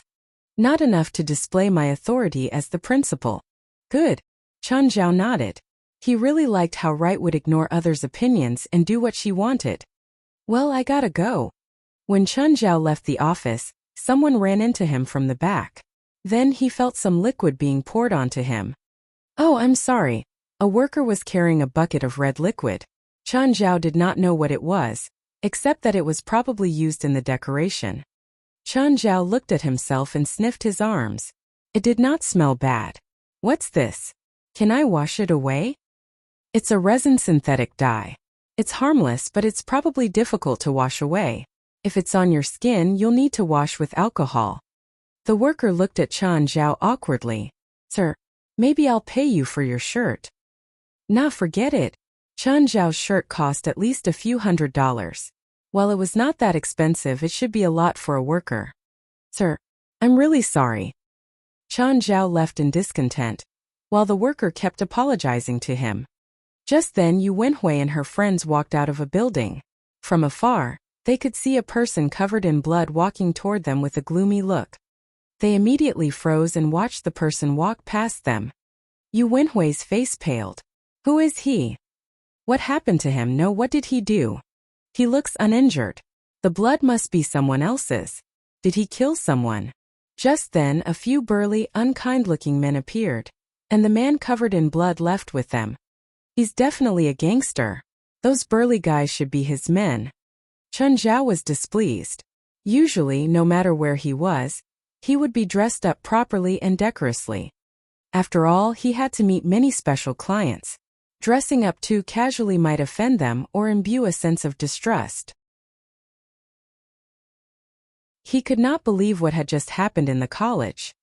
Fortunately, he met some people from the boxing club. He planned to borrow a shirt from them. Moreover, they also found some alcohol and removed the red paint from Chun Zhao's skin.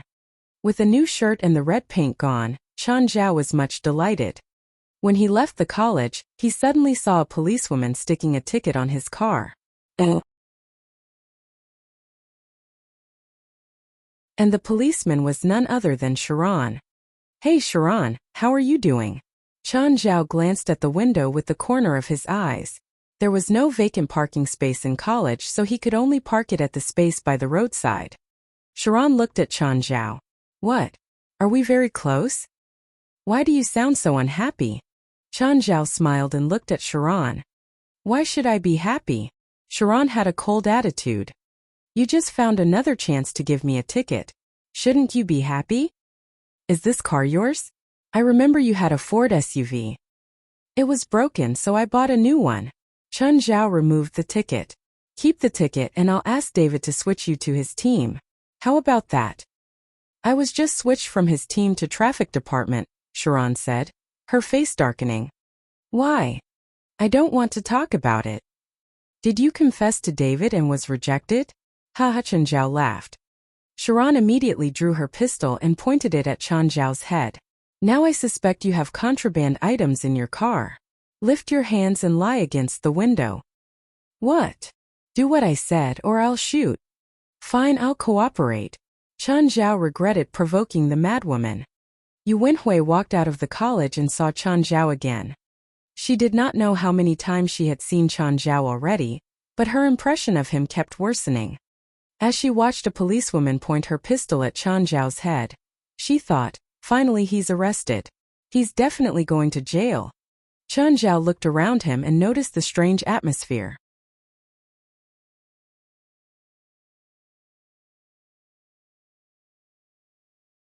Chapter 430 Before Death. Rasva, it's me. Steven called Rasva. Steven, you should be at the film site now, right? Usually when I call you at this time, you always bark my head off, Rasva teased. How come you're calling me today? If you want me to invest more money, don't even think about it. No, I just suddenly wanted to call you. Steven, what's going on? Rasva felt that Steven's tone was a bit strange. Nothing. Do you feel all right? I'm fine, Steven said offhandedly. I'm saying if something happens to me and the movie isn't finished, Then that bastard James will take over. Sometimes he seems unreliable and likes to play games, but he's been with me for so many years. He's pretty skilled. Stephen, is something wrong? I'm fine. I'm just saying whatever I thought of. Don't overthink. I'm honestly fine. Okay, I'm hanging up. With that, Stephen hung up. Rasva was unsettled. Stephen's tone was obviously off today. It felt like he was giving his last words. Worried, Rasva dialed back, but Stephen's line was busy. The call couldn't go through. Thinking a bit more, Rasva called Chun Zhao. Chun, I just got Stephen's call. His tone sounded weird. Did he get some incurable disease? Incurable disease? I gave him a checkup a few days ago. Other than being a bit weak because he played with too many girls, everything else was normal. Then what if he accidentally contracted AIDS while messing around? Chun Zhao inhaled sharply. Are you sure that old asshole isn't joking with you? I just called him but I couldn't get through. Do you know where he is now? Usually he should be at the film site. A light bulb went off in Rasva's brain. Oh, I'll call James and ask. Okay. Let me know if you find out anything. Got it. After hanging up, Rasva immediately dialed James' number. James, it's Rasva. Is Stephen at the film site? No, he hasn't come yet today. Hasn't come? Do you know where he is? No. Has Stephen seemed weird these days? Weird? He seems to be a bit dispirited and got a new assistant, James said. If you find him, have him call me immediately. Okay, got it, Mr. Rasva. Oh. Halifa Oliver was eating breakfast in the garden of a mansion. The maid beside her asked, Mistress, would you like more coffee? No, Halifa said. Give me the LA Daily and California Times. Just then a black suit bodyguard walked over. Boss, there's a car outside. It's been there the entire morning. Oh, is it paparazzi or someone else? No. Seems to be Stephen. What does that old thing want? Halifa muttered to herself, frowning. She and Stephen had divorced more than 30 years ago. They stayed clear out of each other's lives now. They might not even see each other once per year. Every time they met, they were never able to talk peacefully. They completely viewed each other as each other's arch-nemeses. Why did Stephen come to her house today? Didn't he know how he would be humiliated after running to Halifa's territory? Stephen had a talent for making every woman fall in love with him and then hate his guts. Bring him in, Halifa said. A short while later, Stephen was brought in. When Halifa saw him, she realized that Stephen looked especially frail today. It felt like he had one foot in the coffin already. He didn't have the confidence and spirit from when Halifa saw him in media. He didn't look like the all-powerful king that he was at film sites. Right now, he just looked like an old man. How come you look like this? Halifa frowned and looked at Stephen in disgust. This old thing was annoying, but he always took care of his appearance. Halifa had never seen such a miserable Stephen. She didn't think Stephen would ever be miserable either. He had a bad temper, but his talent went without saying. Back then, it was also his talent that made Halifa fall head over heels for him. As long as this guy was still alive, he would never be in a miserable state. Stephen sat down beside Halifa. Nothing. I just suddenly wanted to see you. Halifa's frown deepened. She almost suspected that this guy was knock-off. Stephen never knew how to compromise or back down. If he did, they wouldn't have had a falling out more than 20 years ago. What was wrong today? Did the sun rise in the west? Did this guy suddenly change his religion to Satanism? Okay, you saw me. You can leave now. Yeah, bye. Stephen nodded. He stood up and turned to leave. Wait. Halifa finally realized that this guy was acting abnormally. Usually, he would make a scene if he was kicked out. But today, he was actually leaving so peacefully. Are you sick? Halifa's heart clenched. There was an indescribably uncomfortable feeling. She obviously hated Stephen, but she didn't want him to die. She cursed him to death countless times before, but she still wanted to see Stephen live nicely. I'm fine. I'm great. Bryant, bring Stephen onto my car and go to the hospital. Don't touch me. Motherfucker, you want to die? I'm gonna have someone stuff your head into a toilet. As soon as Bryant touched Stephen, the man freaked out. He went back to that annoying and hateful bastard. Ignore his threats, Halifa said. Take him into the car. I want to know what's wrong with him. Actually, Halifa was just as stubborn and insistent as Stephen. This was why they'd broken up in the end. Neither of them knew to take a step back.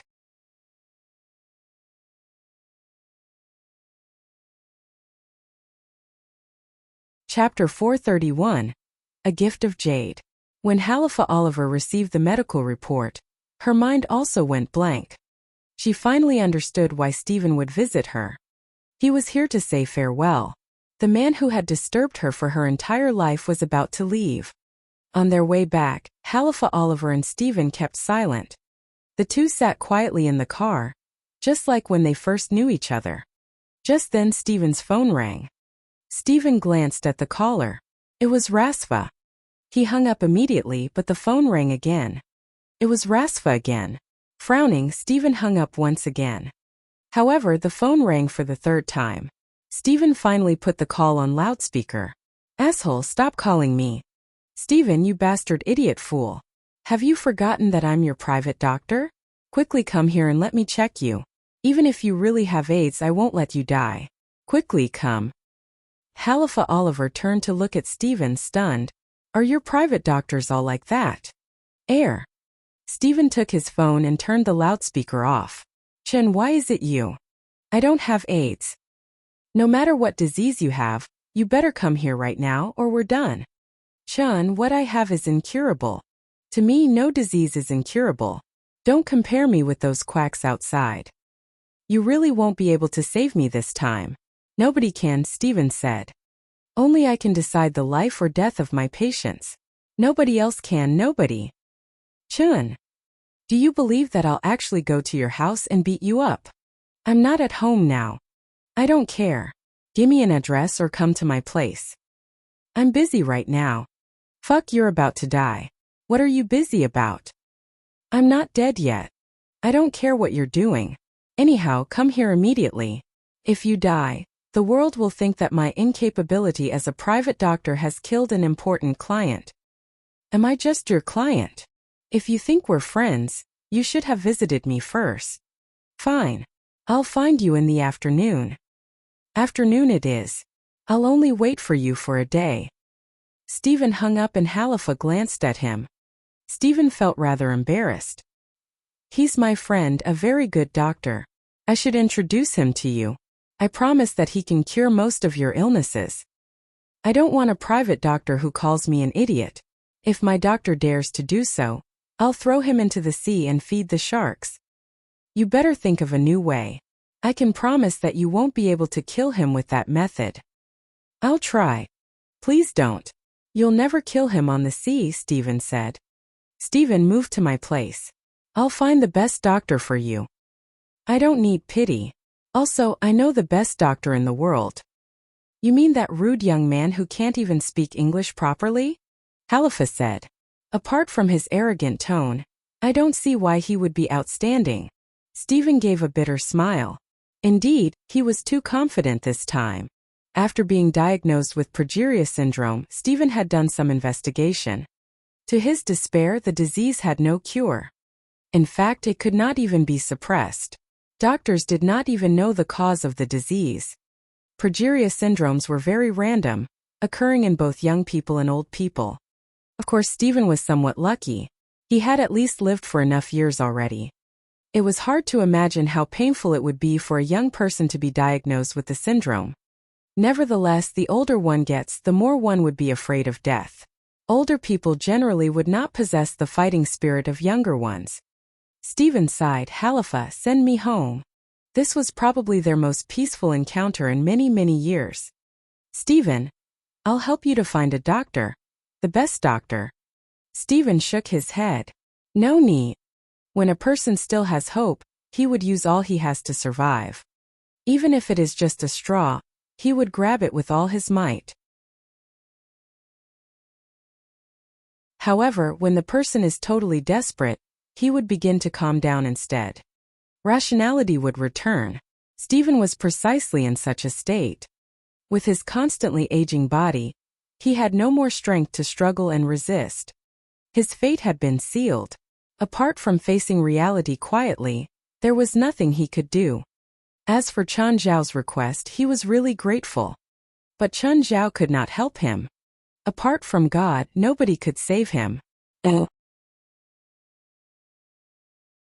Thinking about his life, Stephen knew that God would not save him. It seemed likely that he would end up in hell. Nonetheless, he had to visit his old friends, including Chen Zhao and Rasfa. "Oh, where are you now?" "I'm in college, Mr. Stephen." "What do Chinese people normally give each other as gifts?" "What?" "I'm visiting a Chinese friend. I would like to give him a gift, but I don't know what I should give." "Mr. Stephen, may I ask how old your friend is?" "Less than 30 years old." Yu Wenhui was surprised that Stephen actually had such a young Chinese friend. "Maybe jade," Yu Wenhui replied after thinking. "Jade is a very good present in China. Come here now and we'll go and buy a piece of jade." "Okay." Yu Wenhui quickly rushed to Stephen's place. She realized that Stephen was dressed very formally, as if he was going to visit an important person. In LA, there were many large jewelry shops that would sell jades. Their main customers were Chinese tourists, and jade was a popular choice. With Yu Wenhui's help, Stephen bought an exquisitely crafted dragon-shaped jade. "Drive the car. Call me when we reach. I need to take a nap." Stephen looked very tired. "Mr. Stephen, where are we going?" "Mountain Town, Mirror Lake. Number 21. Turn left below the pet hospital billboard on Highway 21. Yu Wenhui nodded. When they arrived at Mountain Town, she asked around and finally found the road that led to Mirror Lake.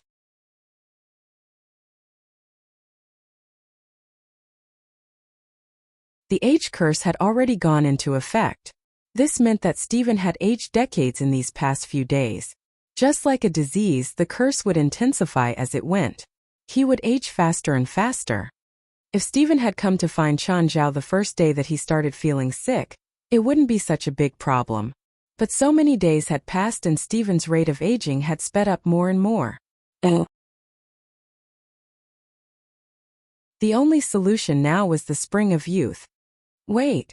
Chen Zhao got up and mixed a bottle of the Spring of Youth. 10 minutes later he returned to Stephen. "Drink this." "Huh? You want to get me drunk?" "Shut up. You really want me to drink it all? Stop wasting time. If you want to live, then drink it.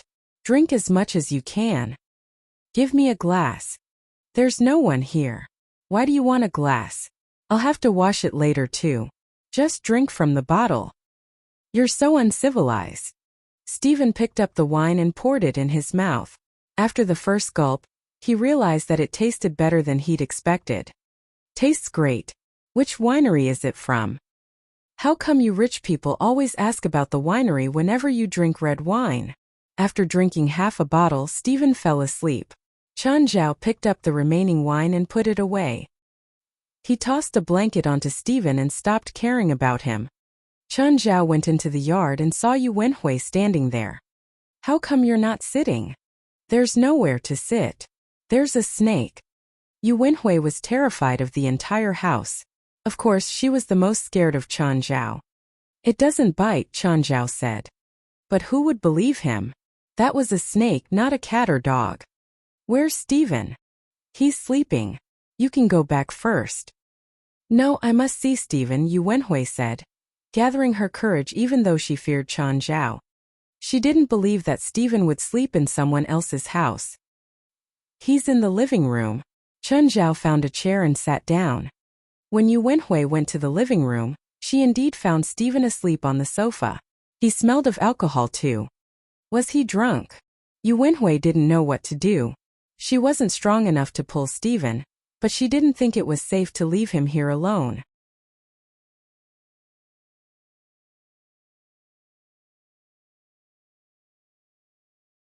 Ah! Stephen was astonished.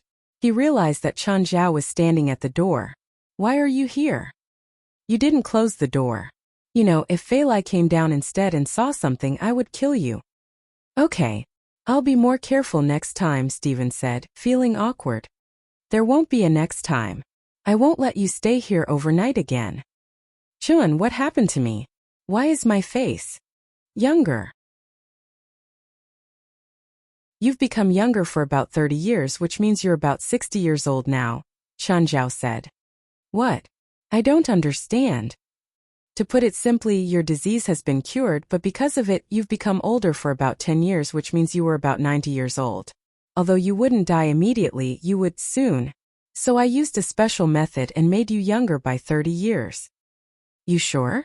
You're not kidding with me? Let's not make this long-winded. I need to go back to sleep. Also, you'll be sleeping on the sofa for tonight. Wait, you have an empty room, right? It's a punishment for you. Why didn't you inform me immediately when you felt sick? You didn't trust me. I'm very angry. Stephen really regretted his decision. If he had visited Chun Zhao earlier, he would not have gone through all this. Now he was very grateful toward Chun Zhao, but he was not going to ask what exactly Chun Zhao had done. Stephen felt rather guilty. After all, he did not believe Chun Zhao until this very moment. Chun, I'm sorry. Fine. Apology accepted. Then can I sleep in a guest room tonight? Nope. The punishment is inevitable. Then drink with me. If I can't sleep, you ain't going to sleep either. No way. Oh, where's the Chinese girl that came here with me? She waited for you for the whole night. Now she's in the guest room. Why can she sleep in the guest room but not me? She doesn't need a punishment. By the way, remember to put some makeup before going out tomorrow, in case someone notices the difference. Got it? Had I come to you earlier, would I have become even younger? Yup. When Stephen heard this, he could feel his heart shatter. An old person's biggest wish was probably to regain youth. Stephen realized that he had missed the opportunity. Chun, can you do it again? I'll pay any price for it. There's only one chance for everyone. I can't change that. You should be happy, since Rasva only gained 20 years. What?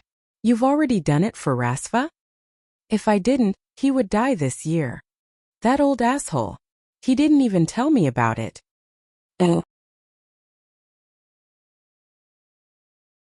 Chapter 434, Qing. The next day, Yu Wenhui was shocked when she saw that she was lying in the guest room. The first thing she did was check her body. Thankfully, nothing had happened. Then she discovered the waterfall across from the guest room.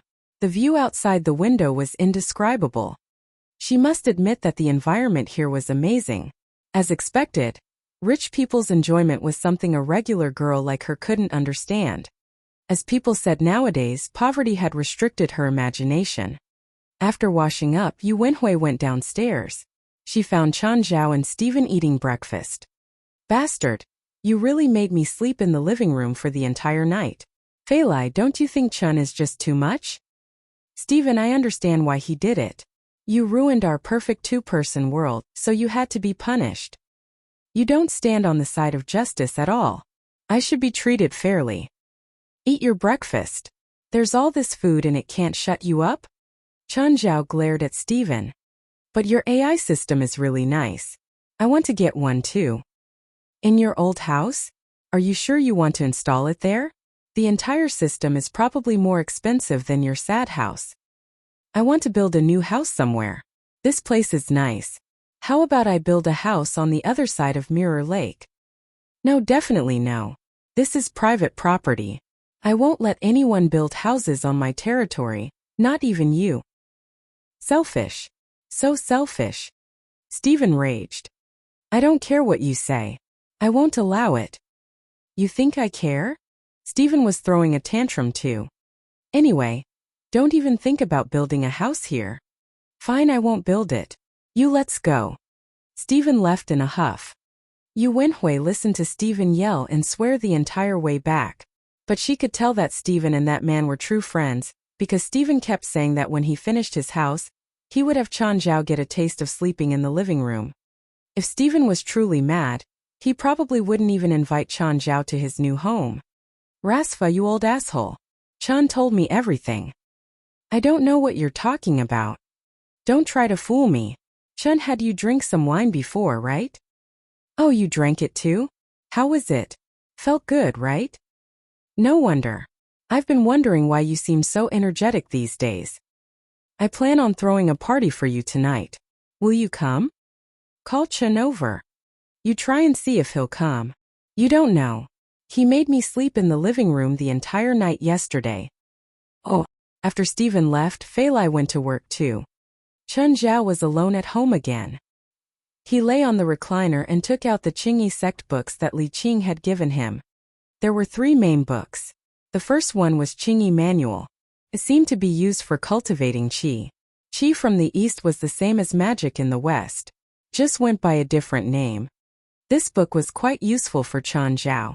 In all the spells he'd seen before, none of them talked about cultivating magic. Chen Zhao's magic had always been improving passively too. The Qingyi Manual would help him understand and use magic more precisely. It would also help him systematically raise his magic too. However, the method in the Qingyi Manual relied on the physical body. Blackie didn't have a physical body, so Chen Zhao couldn't pass it on to him even if he wanted to. The second book was Qingyi Techniques. The content was very complicated. It was like a spell book. However, Eastern and Western spells were completely different. It was more of a difference in the system. The first technique that Chen Zhao saw was qi observation. It was similar to Western divination. Divination had a certain accuracy. One could see the future of the target. On the other hand, qi observation looked at one's facial features to observe their qi fate. It was easy to see if they had a good or bad fate. One could also see the overall path of the person's life, but couldn't predict specific events like divination. Of course, neither qi observation nor divination were 100% accurate. A person's fate wasn't unchanging. For example, Stephen could have lived to more than 90 years old. If he died due to an accident, you could say he died before his time. But what truly interested Chen Zhao was a technique called needle thread guidance. This technique was very special. You condensed magic in your hand or finger, and then the magic would change according to your will. It could be used for attacks or medical practices. Take acupuncture for example. If Chen Zhao was skilled enough at this technique, he wouldn't have to use needles anymore. He could use magic to perform acupuncture on patients. It wouldn't be any less precise either. That wasn't all. The records also noted some special acupoints that even acupuncture diagrams never supplied. If he sent magic into the other's body, it could keep them from dying even if they were on their last breath. Of course, there were also some special acupoints not used for treatment. Instead, they were life points. If he sent magic into those points, the person would die immediately. Chen Zhao continued reading. The Qingyi techniques didn't only record some strange techniques. There were also some offensive techniques. The third book was Strange Happenings. It recorded the strange events that the ancestors of the Qingyi sect had experienced. It didn't talk about spells or cultivation, but the content was enough to become a novel. Chen Zhao wasn't very interested. He flipped through a bit and put Strange Happenings down. Instead, he started studying the Qingyi techniques, especially the ones that were designed for medical practices. He valued these highly. After all, his main career had always been a doctor. Much of the content was useful for him. Some were complicated while others were simple. Many were techniques that he couldn't perform at the moment. However, just studying them was useless. It was like practicing on air. Chen Zhao immediately thought of Trigley and Marion, his 2 white mice locked up in the castle. They were the best testers. Since he wanted to experiment, it was best to try on living beings. Chen Zhao went to the basement. You're tuning in to the Li Mei's Wuxia Whispers YouTube channel. We're so grateful for your support, and don't forget to subscribe to join us on this incredible journey through captivating stories. Your generosity through donations truly makes a world of difference, as it's the primary source of revenue that allows me to expand and enhance this channel for you. Thank you from the bottom of my heart for being a part of this adventure.